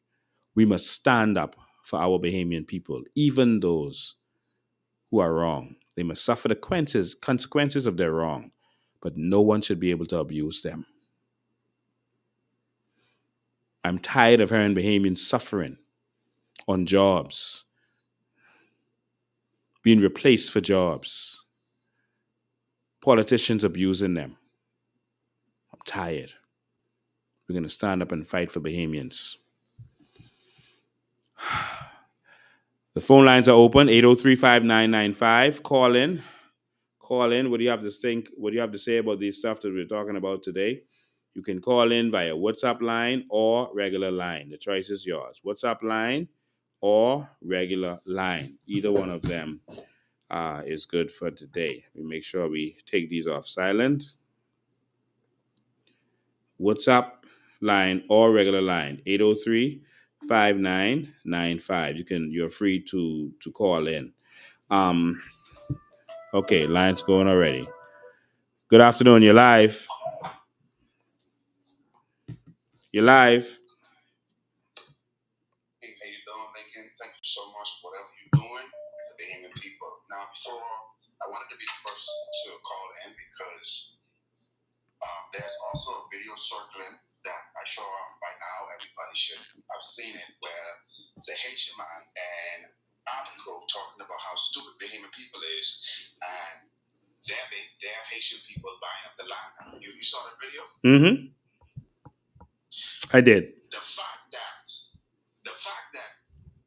that guy, I opened up my eyes wide when I saw the video, that he was front center dancing up with the PLP, and the fact that you talk about our Bahamian people that way, that right there should be called for a strike, for a march from every Bahamian. That right there signifies what is happening. That is proof that, I don't know if all the Bahamians I saw, every Bahamian didn't hear it, but that's what needed to be circulated so every Bahamian can see what they think and what they talk, how they talking about us, how they buying up our land and calling us stupid and marching with brave. Y'all have a good day. Yeah, thank you, man. He's correct. What started to happen was what Loftus Roker predicted. If you let the foreigners come in for labor, they're going to get all the job. Eventually, they're going to have all the skills and the experience, and they're going to start to replace you. Initially, they're going to be cheap labor, and then once they start to replace you, and they have all the skill, it's going to be more expensive labor, and that's starting to happen now. So there's now starting to be expensive labor, so they're not as cheap as they used to be. They could be cheap before because they didn't have to worry about mortgage and rent and the kind of stuff that Bahamians have to worry about. It's exponential now. All right, and so our children are being pushed out. They're being pushed out, and they're being replaced by these people. And so when these people now have the job market on lock, the contracts on lock, and then they have the underground on lock. All right, underground meaning they illegal immigration. Each of those heads that come on that boat is about $8,000. The number man don't make $8,000 from you a year. All right, so this is bigger than numbers. The drug dealer don't make $8,000 from no individual in a year. This is huge business. All right, and so that's why they have so much money. The drugs is going from Colombia to Haiti, etc., because there's no law in Haiti, and so they control the drug money, the gun money, and the gangs are taking over in Turks and Caicos and in the Bahamas. A lot of these wars you see, that's the war that's going on between our Bahamian sons and these foreign criminals, and so they are controlling the streets, and they have the government working with them because they're getting paid. This country is in trouble. And so we have to stand up and do something. Where I'm marching is to the polls. I'm marching to the polls, ladies and gentlemen. They want you to just go in the street and march, They want about that.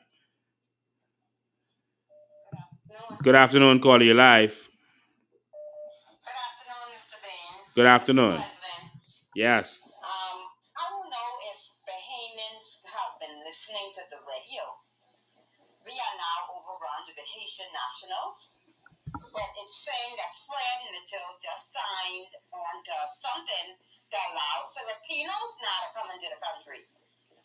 Yes, So they could always come in the country. The Filipino government is making governments. If you want a Filipino to work in your country, they have certain rights. So their government is working on their behalf. There's certain things you have to do, and you have to treat them a certain way for them to be able to work in your country. Their government is looking out for them. Wow. Well, Michael, I have a daughter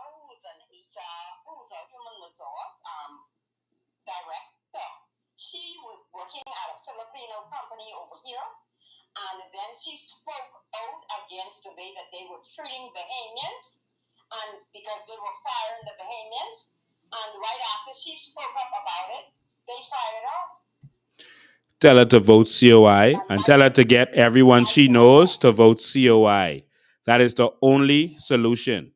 These politicians are corrupt. They get paid off by these people who own these companies, and they will never look out for the Bahamian. The Bahamian always loses when it comes to them, every single time.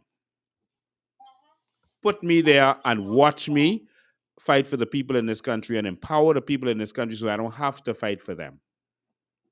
The present Minister of Health, his wife is a Filipino.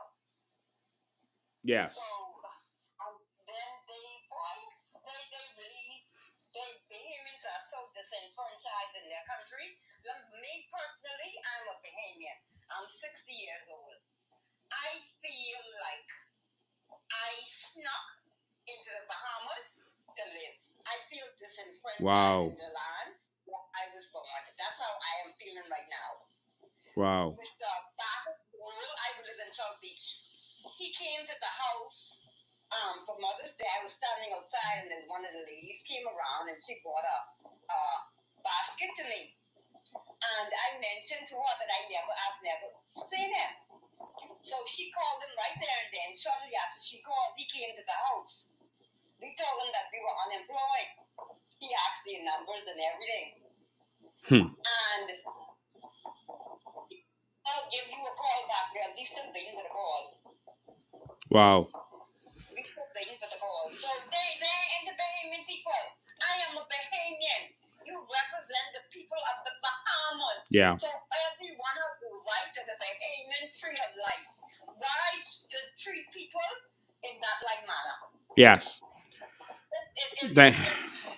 Thanks for your call, man. The only solution is to remove the PLP and FNM. Thanks for your call. I've been doing it from the last election. And Thank you. Thank you. God bless you. All right.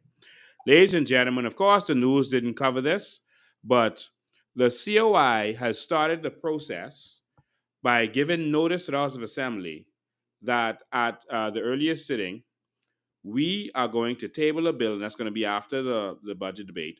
We are going to table a bill for every Bahamian to be entitled to up to an acre of crown land. It is happening, and it is happening now. Ladies and gentlemen, I don't know if you heard me, but I see some ridiculous news reporting lately. Ridiculous news reporting. Adrian White said, must be 6 or 7 lines of a Buju song. Buju moving like a nuclear. That's all he said. That actually made the news. That made headlines. But a member of parliament declaring that that they're going to table a bill to entitle every single living Bahamian to be entitled to an acre of crown land, the news run from that. Y'all watching what's happening? They run from that. They play like they ain't even hear that. If Michael Pinter had said that, that'd have been all over the place. If Brave had said that, all over the place. They are taking stupid statements by the politicians and making headline news with it. But anything that's to empower the Bahamian people, they are ignoring or fighting it down. Y'all better wake up. I just want to reply to this comment right here. It says, we will have to hire Blackwater to help us to remove the illegals. I am Blackwater. We don't have to hire nobody. We have an immigration team in this country that is able to do their jobs. They are being held back by politicians. Nothing else. Our immigration is capable of doing what they need to do. Caller, you live. Go ahead, caller, you live. Good day. Yes, Mr. Ben, I just want to reply to that man that you said, that Chinese man with a gun in his hand, beating a Bahamian man. You know what? I haven't heard not one soul talk about that Chinese man had a gun in his hand in a community.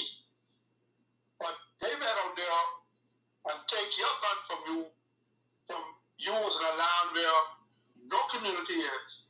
I want you to think about that. So Wow. that is very serious.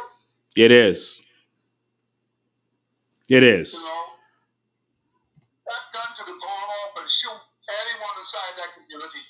But not one person made a comment about that Chinese man had a gun. But they made all kind of noise about you having a gun and not a community.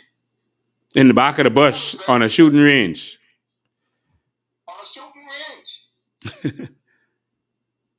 That is very serious and something to think about, you know, Mr. Bain. Yeah. Anyhow, you have a nice day and continue on the fight. Thank you, my brother. Thank you, man.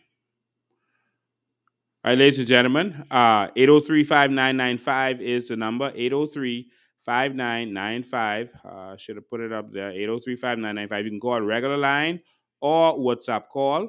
And so, ladies and gentlemen, to repeat, we are going to fight for every Bahamian to get 1 acre of crown land. What does that mean? What does that mean? I want you to watch. You see how quick they was to second that bill that we did for the fire problem? What I want you to watch is whether they second this bill to empower Bahamians. That's what I want you to watch. Let's watch that. Okay, back to the phone lines. Good afternoon, caller, you live. Hello, Mr. Bain. Hi. Hi, I first want to thank you for the historical insight that you shared today with the Labor Day, because literally I was calling it the PLP Labor Day parade, because that's Yes. what it's transformed into. I want to thank you for that. Hold the It was line, very caller, you next. informative. Yes. And also wanted to mention, because, you know, we listen to both the FNM and PLP, and, you know, I do my own commentary on Facebook, whereas when I have Vision 2020, that was basically given to the general public, I believe 15 years ago, 15 or 10 years ago, just before we did the rematch. And I can't wait to read that. I'm going to get it because they promise us a better vision for the country. It's about 15 years late. And it's not just them going in the House of Assembly, like, you know, now for the last 3 years. Almost 15 years, they had a vision for the Bahamas. It was called Vision 2020. And we're asking the only FNM body that led and also was in opposition. Where is the vision, and why haven't they completed after Vision 2020 wasn't done by the FNM. Vision 2020 was an independent project that was done by John Boswick. I assisted him with a lot of the content in there. And so I know that by heart. All right. But he wasn't presenting that as an FNM. He was presenting that as John Boswick providing Vision 2020. I think he was doing it with a view to eventually moving to leadership by showing he was presenting some vision, but then he got in legal problems. And so, bullets. Yeah, bullets. See, even by just saying that, I don't care who wrote it, the fact that it was presented under the FNM, they promised us way back, that's 15 years ago. Well, what happened? What happened? Nobody could do a vision and get it done to completion? Well, also, and I like I said, I was there at the release of that at the Hilton Hotel, and no one, I don't remember any leaders of the FNM being there at all. And so it was shameful. But again, the PLP was paid, I think it was about $500,000 by the IDB to do a vision. Because if obviously if you have to keep borrowing and you're stuck on borrowing, you need a vision. And the reason you're stuck on borrowing is because you have no vision. And so the IDB paid them to do a vision, and that's the vision that they keep talking about. This vision, this plan that they're supposed to be doing.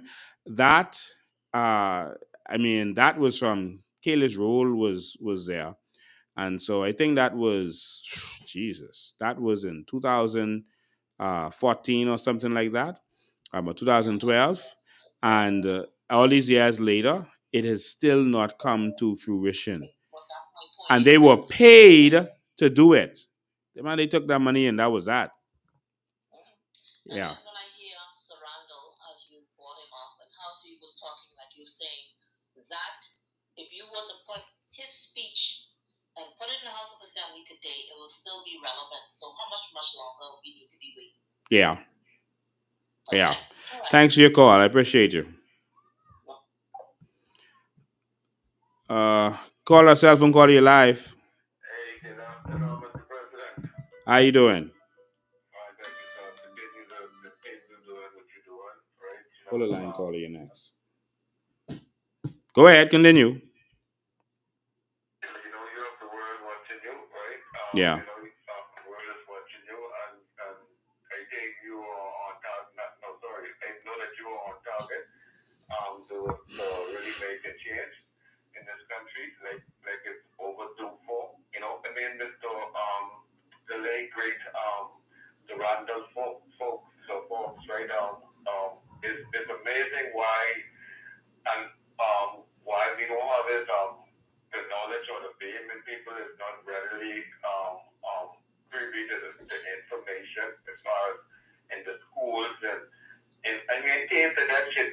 We should have bulletin boards with this. Yes. I mean just there forever, man. You know, and when it fades off, you replace it so that you know people could know the full contribution. But like in everything in this country says that the politicians just want it for them.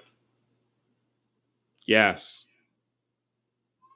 Right, the musician one time on this country on top of the world, and the politician took that away from them, right? And then they went inside the church right after that, and because the church was the refuge from that misery, Yes. and then they took that from them, and it says that anything once it say beneficial to the Bahamian people, it becomes an instant problem for the politician. It's an eyebrow raise. Nobody ain't doing that. But Mr. President, continue to do what you're doing, and everybody out there who is not registered, please go and get registered because you can't believe nothing what Brave David said. But one time we telling you, no next year, and then on the next time we saying, get ready, it can be doing, get ready. Yeah. Thanks for your call.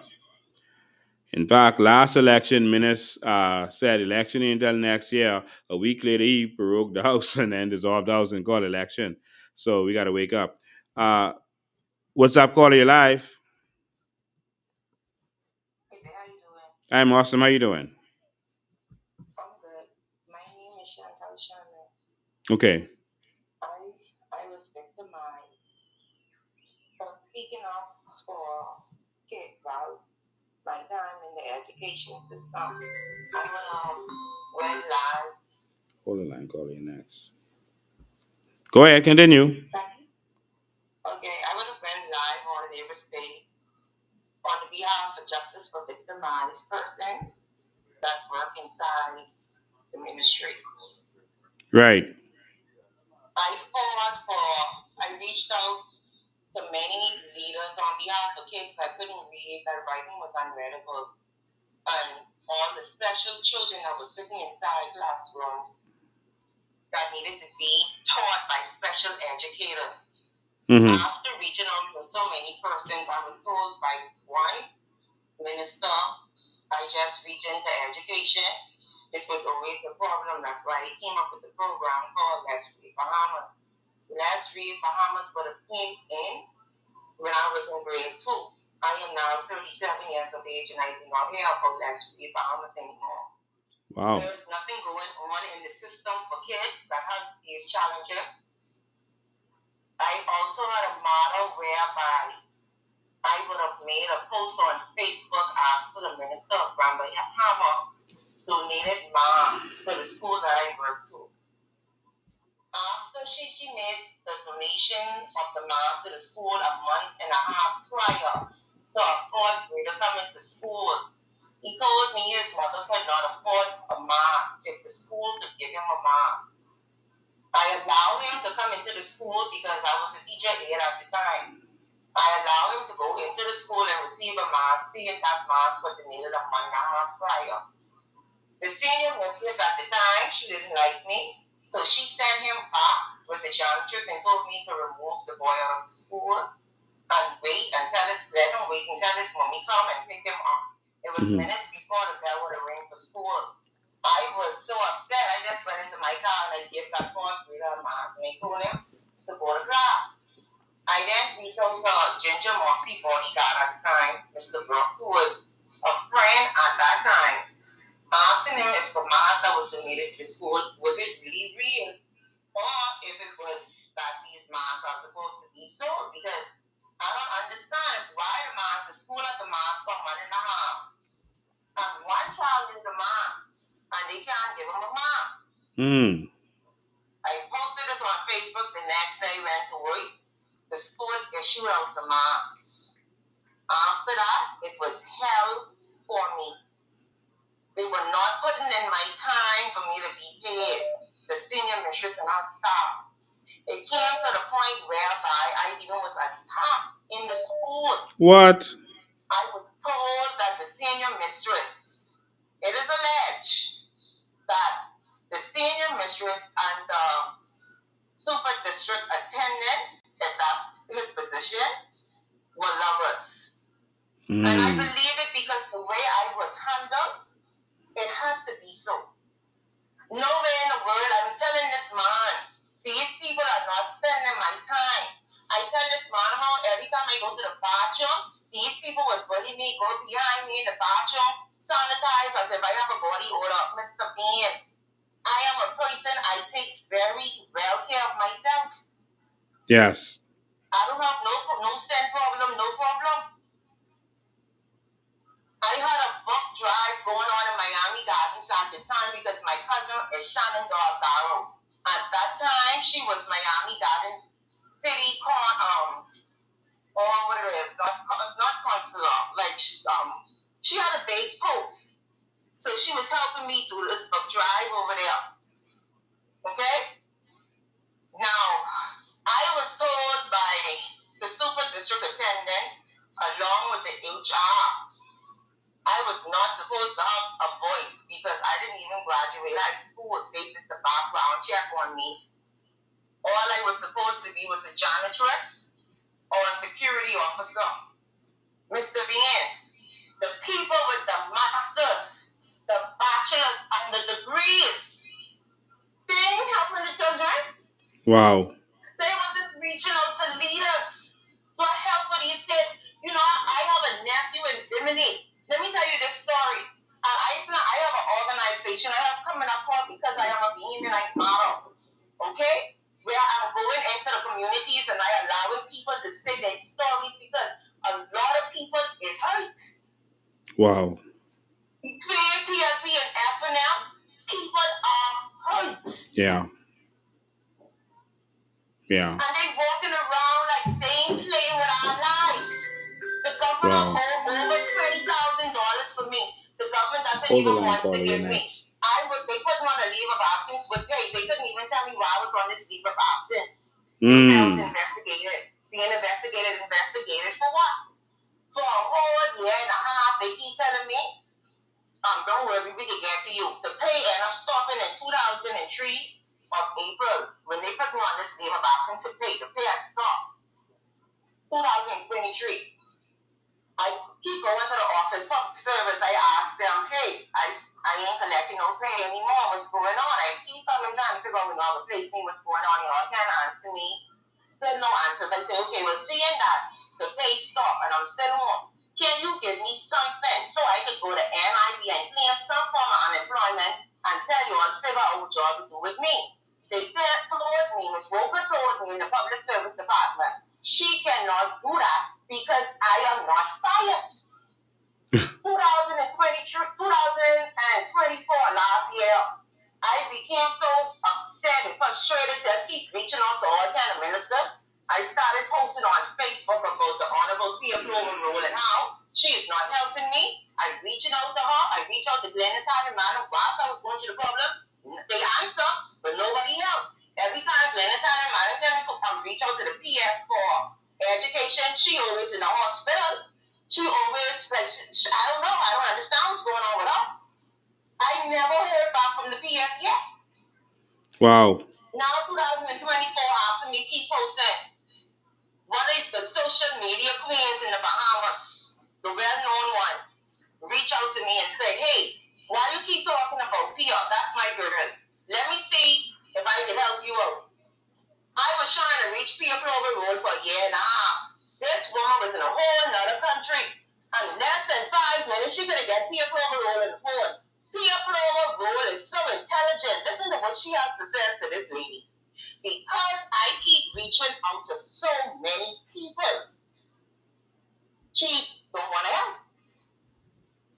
She wasn't lying. I was reaching out to people. I was reaching out to Pinta. I was reaching out to Glennis. I was reaching out to anybody because nobody was helping. Nobody stood out. All right. After the social media queen spoke to Pia Clover Road, I kid you, no lies. In the space of 2 days, public service and labor board called me. Tell me to come and collect the letter. The letter says to me, I was fired effective April 2023. What? You ever heard anybody in your life told you they found out they was fired a whole year later? Wow. A whole year later, the people said I was fired. So now I have to get this something down from NIB now. To apply for unemployment at NIB, you know you have a time frame for 3 months. It's been a year and a half. I come to them saying now I applying for unemployment. So now they asking me, well, how come you just come and you supposed to come 3 months, but then you was fired? I say, miss, I'm just finding out I was fired a whole year. She said, I never heard this before. I say, miss, Wow. I never heard this before in my life either. Do you believe I was inside public service from 2017? To my knowledge, in 2027, I was fired from 2023. I received NIB 2025, February of this year, and all I received from NIB was $1,200, and I put in almost What? years income money. What? $1,200. And listen to this. Listen to this. When I applied was in 2024 for the NIB now. In Freeport, where I live. I keep calling, they ain't saying nothing. Guess where the check sit? For 5 months in Nassau office. I now had to write for that check that was sitting for 5 months to be sent to Freeport so I could receive $1,200. Wow. The government have over $20,000 for me, and they don't want to pay me. That's why they saying I was fired from April, because that's when the money did stop. Remember now, they put me on a leave of absence with pay. They were paying, and the pay stopped in April 2023. Within the year, I went to the office on 7 occasions asking for something to get so I could be able to go to NIB to claim something, seeing that I wasn't getting no monies for them. Whilst they saying I still under investigation, they said on many occasions, you are not fired. We cannot give you anything to go to NIB. I called you before Lincoln came when I was going through this matter. I called you twice. Okay. I called you once whilst I still was working at the school when I was being bullied. And the second time I called you was after I had got fired. You spoke to me. I showed you all of my documents. And you pretty much was glad. You say, okay, you wasn't permanent. So pretty much ain't nothing they could do. The government could have let you go at any given time. Now, this letter, what I received, supposed to be a letter saying I'm supposed to be permanent. Because if you could remember, when Randol Fawkes was coming out of power, he told everybody who was on this 52 weeks program that they were permanent. We were not permanent. Everybody came from getting paid 2 weeks bi-weekly to monthly. Temporary month-to-month bitch store staff reminded me of every time I had to go into the office trying to find out what was going on with me. Wow. Yeah, let me just say this. I am sick of tired of Bahamians going through this, and there's no reason Bahamians should have to continue going through this. But Bahamians keep voting to go through this. They keep voting to be oppressed, and it keeps happening to them. I heard one young lady said that she's gonna, she's thinking of supporting the FNM because we need change, but the FNM is disappointing her. But how do you get change from the FNM? I don't understand how you do that. You don't get change from the same people who have been railroading you all this time. Changing the leader of a party means nothing. The party is institutionalized, and it's the people in the party who run the party. It was not the leader who really control what's going on. And so we really got to fix this. So, Mom, there's only one solution. You have to remove the PLP and the FNM. If you choose to vote for them or not vote and allow them to get back in, then you're voting for Bahamians to continue to suffer like you. And I'm glad you had this chance to speak up on what's going on. But the only way to get change in this area is we got to vote for it. Yes, sir. All right. Thank you so much. And if you need any further help, just call me, okay? Yes, sir. All right. See you later. Good afternoon. You're live. Yes, you're live. Oh, hi. Good afternoon, Mr. Bean. How are you? Good afternoon. Okay. I can agree with the first caller. As a Bahamian, we all are hurting, whether we live in the Bahamas or abroad. My people are quite better off. My sorry, Mr. Bean.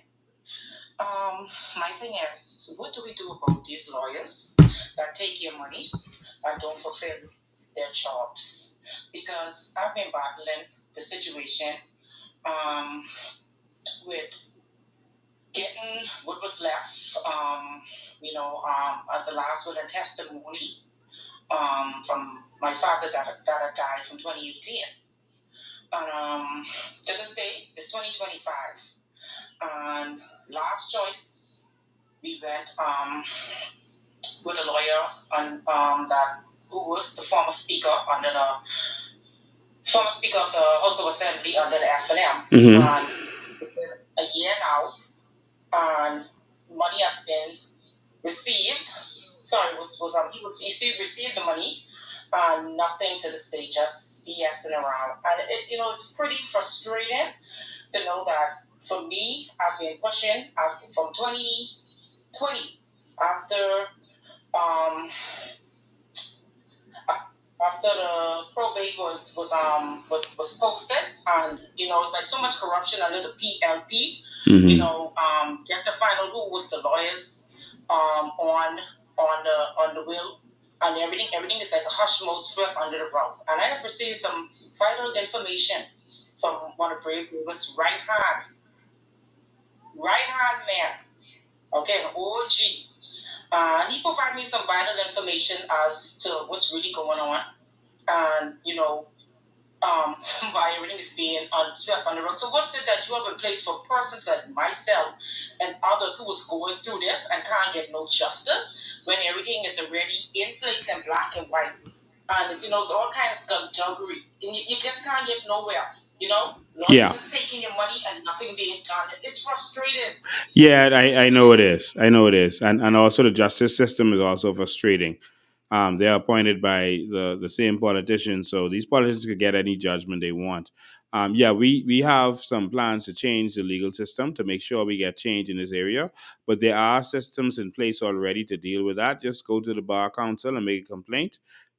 You could also sue the lawyer, or if the lawyer took your money and didn't do what they were supposed to do, you just go to the police and file a criminal complaint. So those are three options that you have to deal with those kinds of situations. Um, we are going to have an ombudsman in place to make sure that Bahamians get justice in this country. The PLP and FM won't give you that because they're the ones making you suffer. So they're not going to bring any change. So we are the ones who are not connected to them, the oligarchs, the people who are making the money in this country. We're not connected to them. So we are going to bring the change for the people. All right? Thanks for your call. Appreciate it. All right. And so if you want me to assist you with dealing with that, just give me a call on Tuesday, not on the today and not on the holiday. Give me a call on Tuesday and I can further assist you with that, mom, to try to reach out to them. All right. So 803-5995 is the number, 803-5995. I see someone here sent me a video.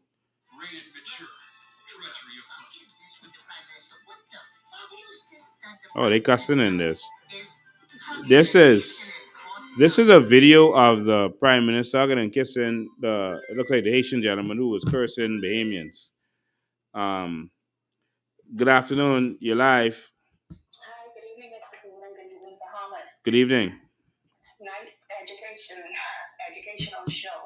Thank you. Mr. Bean, I think all of the citizens calling, and it seems like all of us are going through the same thing. You're very welcome. Is there anything else?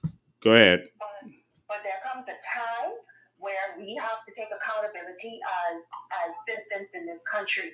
Number one, we are already aware and educated on what both the political parties are doing in this country and to the people for years. The problem with some of us is that we are so divided. We are so divided. We allow our division and our differences to keep us separated to the point where we are so disassociated of what all of us are going through, and all of us are going through something collectively.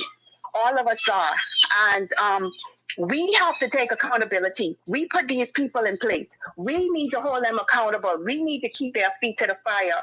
So it's not enough to just complain about the failed leadership or corruption. We must also examine our own role, whether by silence, loyalty, whatever. But there comes a time when we have to say, you know what, enough is enough. My brother down the road is hurting. My mother down the road is hurting. And what is happening to us now? It is going to be worse for our children. The Chinese are beating us now. The Haitians are stealing our properties, our name. The government is giving away our sovereignty. But guess what? 5 years later, 10 years later, 15 years later, it's going to be more than that. It's going to be our children's lives. It's going to uptick. It's going to be our children's lives. So all of us who are listening now, who have strength in our bodies, who consider themselves patriotic Bahamians, who are nationalists, real Bahamians in this country, it's time to shut up and stand up. Go to the polls, vote. Stand up, volunteer, assist your candidate. We are all standing up for you, but it's time for us to stand up for each other and ourselves. We will not cry anymore. We're not going to beg the government anymore. We are not begging for our natural resources. We are not begging for land. We are not begging for our sovereignty. It's time for us to take this and put these crazy people in prison. It's time for us to take our country back. It's time for us to fly our Bahamian flag. So, my fellow Bahamians, if you have not registered yet, please go and register. This is going to be historic in this country. We are about to bring change and be a part of this change. Thank you very much, Mr. B. Thank you for your call. I appreciate it. Yeah, we got to sign up. We got to do something. Yeah. And so if that's who I think it is that Mr. Davis was standing next to, I can assure you that I would never be standing next to someone who says those kind of evil and vile things about the Bahamian people. That would never happen. But again, you will get what you vote for. And if you vote for it or you don't vote and allow it to happen, don't cry after that. Because a no vote is a vote for whoever wins. That's a part of the system. By not voting, you just say, okay, whoever wins, wins. All right? And you're supporting that. That's what a no vote means. And so you are just as much as fault. So don't complain. If you allow the PLP and FM to get in, don't complain after that. You just take it. I think we've gone long enough as a country to realize that they are no good. You heard the words of Sir Randol Fawkes in 1987, who made it clear that the PLP and FNM and their corruption and selling out to drug dealers and oligarchs is not the way. It's time for a new Bahamas. We've got to do something different with this nation. All right. So we've done over 2 hours today. Mrs. Where can I go to register? You can go to register on 20 Williams Darling Highway, where Bank of the Bahamas used to be. The registrar has moved there. Of course, we had to go to their old location and fight for them to try to force the government hand to speed up to get them to move there. Want to say a special happy birthday to Marco Woodside. Marco Woodside, one of our supporters. She's celebrating her birthday this weekend. It's actually next week. She's celebrating. So I want to say a special happy birthday to you. God bless you. And of course, we love you. And ladies and gentlemen, like I said, we're going to have a big announcement next week. So make sure you're tuned in. We ain't playing with them. We come to take this country. We come for the whole hog. And so to all of our men, get in touch with the head of the Men's Association. All of our women, get in touch with your Women's Association leader. It's time. All right? Brave Davis and them have declared war. It's time for us to do what we got to do. Okay, we got another caller. Good afternoon, you're live. Good afternoon, you're live. Mr. Dean, one more thing. Yes. One more thing I wanted to add. You had some people, some Bahamian, not many, but some, but that's still enough to affect others, who said that they are not going to vote simply because they were hurt by two political parties. Well, we consider them one. But I want my people to know that at the end of the day, not voting, is committing an injustice against yourself, against our sovereignty. It's important to vote, okay? Our silence is a surrender to the things that is happening towards us. So please, your vote is the most powerful weapon that you have come election day. So please do not sit at home. Please go to the polls. The polls for the Bahamas is where the war takes place. Go register, get your IDs, and go to the polls and mark your X for change. You cannot take the risk of just sitting this out. Do not sit this out. Go to the polls and vote. Thank you, Mr. Bean. Thank you. I will say to all of you, ladies and gentlemen, I will say to you that this is our last election. If we don't win this one, it's over. So, and we don't have a country we can go to. People who went to Canada already coming back, and people who went to the United States, and some of them are being deported. This is the one country that should be for us. This one is for us. This is our country. Why aren't we prospering in this country? All right? And so this is it. This is the last stand. I'm asking you to stand with me. I'm asking you to stand up and fight for the Bahamian people. We are going to evolve the labor movement to the empowerment movement. We are going to empower Bahamians. We're not fighting to be the labor anymore. We are fighting to be the owners of this nation. And that is what the fight is for. Ladies and gentlemen, I thank you for tuning in. Like I said, make sure you tune in next week. We got a major announcement. We've come to take our country back. Please go to our headquarters in Pinewood, and you can purchase your hats, your T-shirts, your car flags, get them out there. Please purchase them, support the movement, and make sure you are showing people, your family, etc., that you are serious about this movement. And so make sure that you get your paraphernalia. They're open every day in Pinewood from 10 to 3. So that's from 10 a.m. to 3 every single weekday. That's Monday to Friday.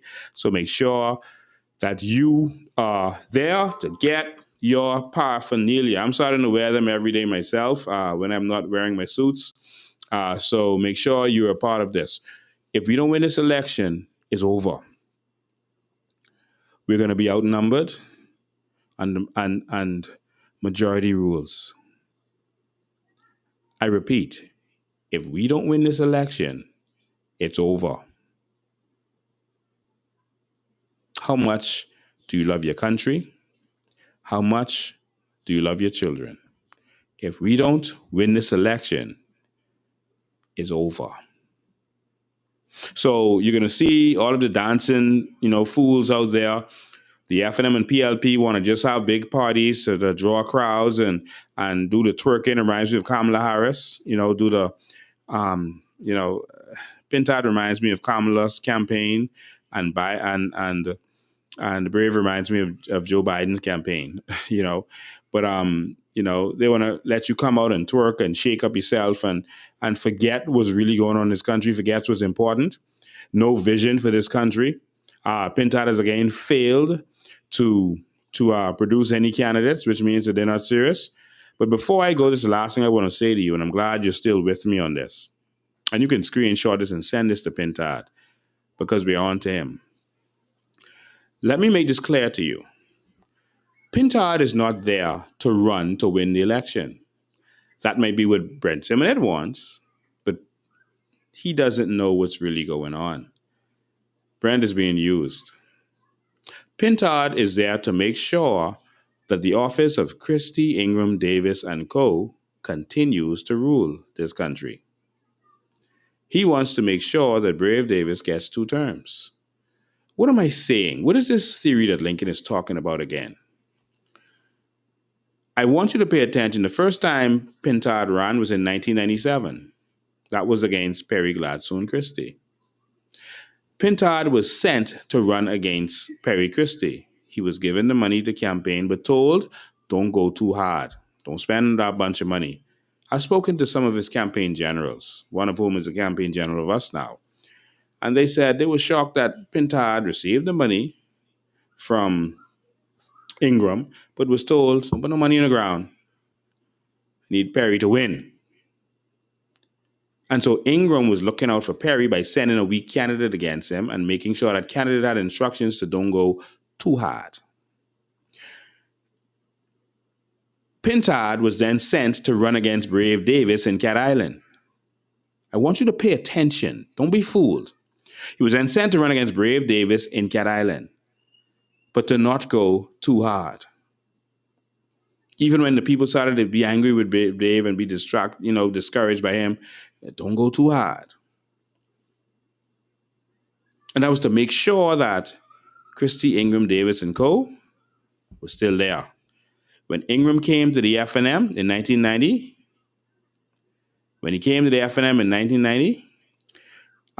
there was a by-election. Ingram didn't run against Brave. There was a by-election in Cat Island, and Ingram didn't challenge Brave. Ingram is making sure that Pintad goes but doesn't go too hard. He's a puppet, and they're playing a dangerous political game. Ingram campaigned against the FNM last time to make sure that Minnis didn't win. He campaigned with the enemy. He was on the side of the enemy. His enemy, not... I want you to wake up. These people are playing a political game and fooling us every time. So for all of you FNMs who don't see that Pintad is intentionally weakening that party, y'all ain't serious. Y'all are still caught up on nostalgia, but not realizing that your FNM is gone. I know that the PLP, Pinland's PLP is gone. That's why Brave is using blue now. He isn't under the yellow run. He's using blue. It's his party, as far as you're concerned. Pinland's PLP is gone. And the FNM of Cecil Wallace Whitfield is gone. There's a wonderful voice note that's going around now from Kendall Jitkalma talking about the FNM's fair. Y'all could wake up if y'all want to, or stay asleep if you want to, in the FNM. Pintad there to make sure Ingram, Christie, Davis, and Co., both of them get 2 terms. That's what his job is. Well, our job is to be the anomaly that they didn't factor in. They didn't calculate for this. We are the anomaly. We are the people. And we're going to do what we have to do. All right? Someone says the FNM is finished. Yeah. The PLP is also finished. If you want to continue in slavery, if you want to keep complaining about what's going on, then vote for them. If you don't want to get a hospital, vote for them. It's an easy choice. If you don't want a proper hospital, vote for them. If you don't want a proper healthcare system, vote for them. If you don't want good education for your children, vote for them. The easy solution. If you want the cost of living to be high, then you vote for them. Why the cost of living high? They the oligarchs. They making the money. Of course they want everything high. And you think the people who elections they paying for could do something to stop them? Just vote for them. If you want crime to continue to be out of control, listen, man, that's easy. You vote for them. You vote for it. If you want the immigration problem to continue in this country, then you vote FNM or PLP. Anyone will do. If you want the immigration problem to continue. If you want us to continue to have bad roads and traffic problems and a bad bus system, you vote for that. If that's what you want, then you vote FNM or PLP. Either one will do. You'll get it no matter which one you vote for. If you want more taxes, listen, if you ain't had enough of taxes and you want more of it because you just love to pay in a lot of taxes and a lot of fees for everything, like Randol Fawkes been saying, if you want that, then you vote for it. Pintard didn't tell you at the convention when he won that they're going to bring a more equitable form of tax. What are you talking about? Income tax. The PLP or FNM, if they win, will bring the income tax. So if you want income tax, what do? Vote for them. You vote for PLP or FNM, and you will get what you're voting for. It's simple as that. And so what you've been getting is what you will get if you vote for them. So all the problems Bahamians crying about, if you want more of those problems, vote for them. If you want change, change is here. You vote for change. Voting for the PLP is not change. Voting for the FNM is not change. How in the world are you going to get change from Pintard? Ladies and gentlemen, thank you all for tuning in. Please give me time to spend time with my family today and tomorrow, and then on Tuesday, you can get back in touch with me. But again, if you're in our Men's or Women Alliance, you'll reach out to your presidents so you know what's going on. And we're going to make a major announcement next week. All right? Ladies and gentlemen, the war has begun. The war to transform our nation has begun. God bless you. See you next time.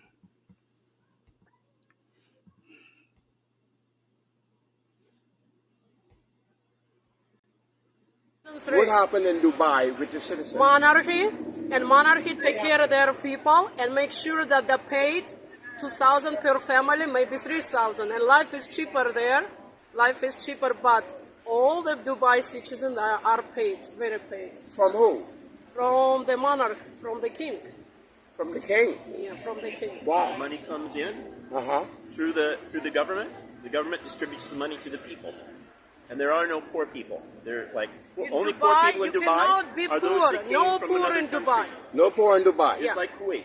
They get money, like almost like American Indian the casinos. The money goes out to the people. Okay? And let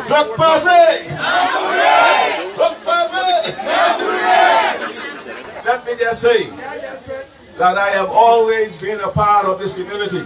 And there's no accident I know how to do all the dancing. Because I always be and share with you. Because you are me and I am you. And I'll be here with you always. And those who knew me from the past and know me now, they always knew that I was there and always been there for you. I don't call you all, you all are not Haitians, Bahamians. You are Bahamian, and your origin is Haitian. Mine too, and many of us. We have to stay apart for now so we can be together later. Hey, long now.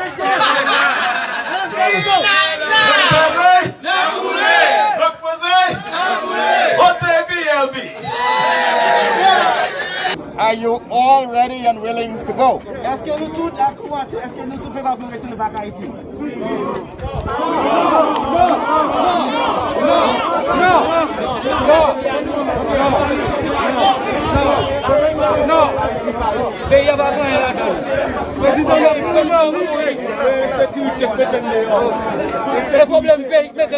It is important.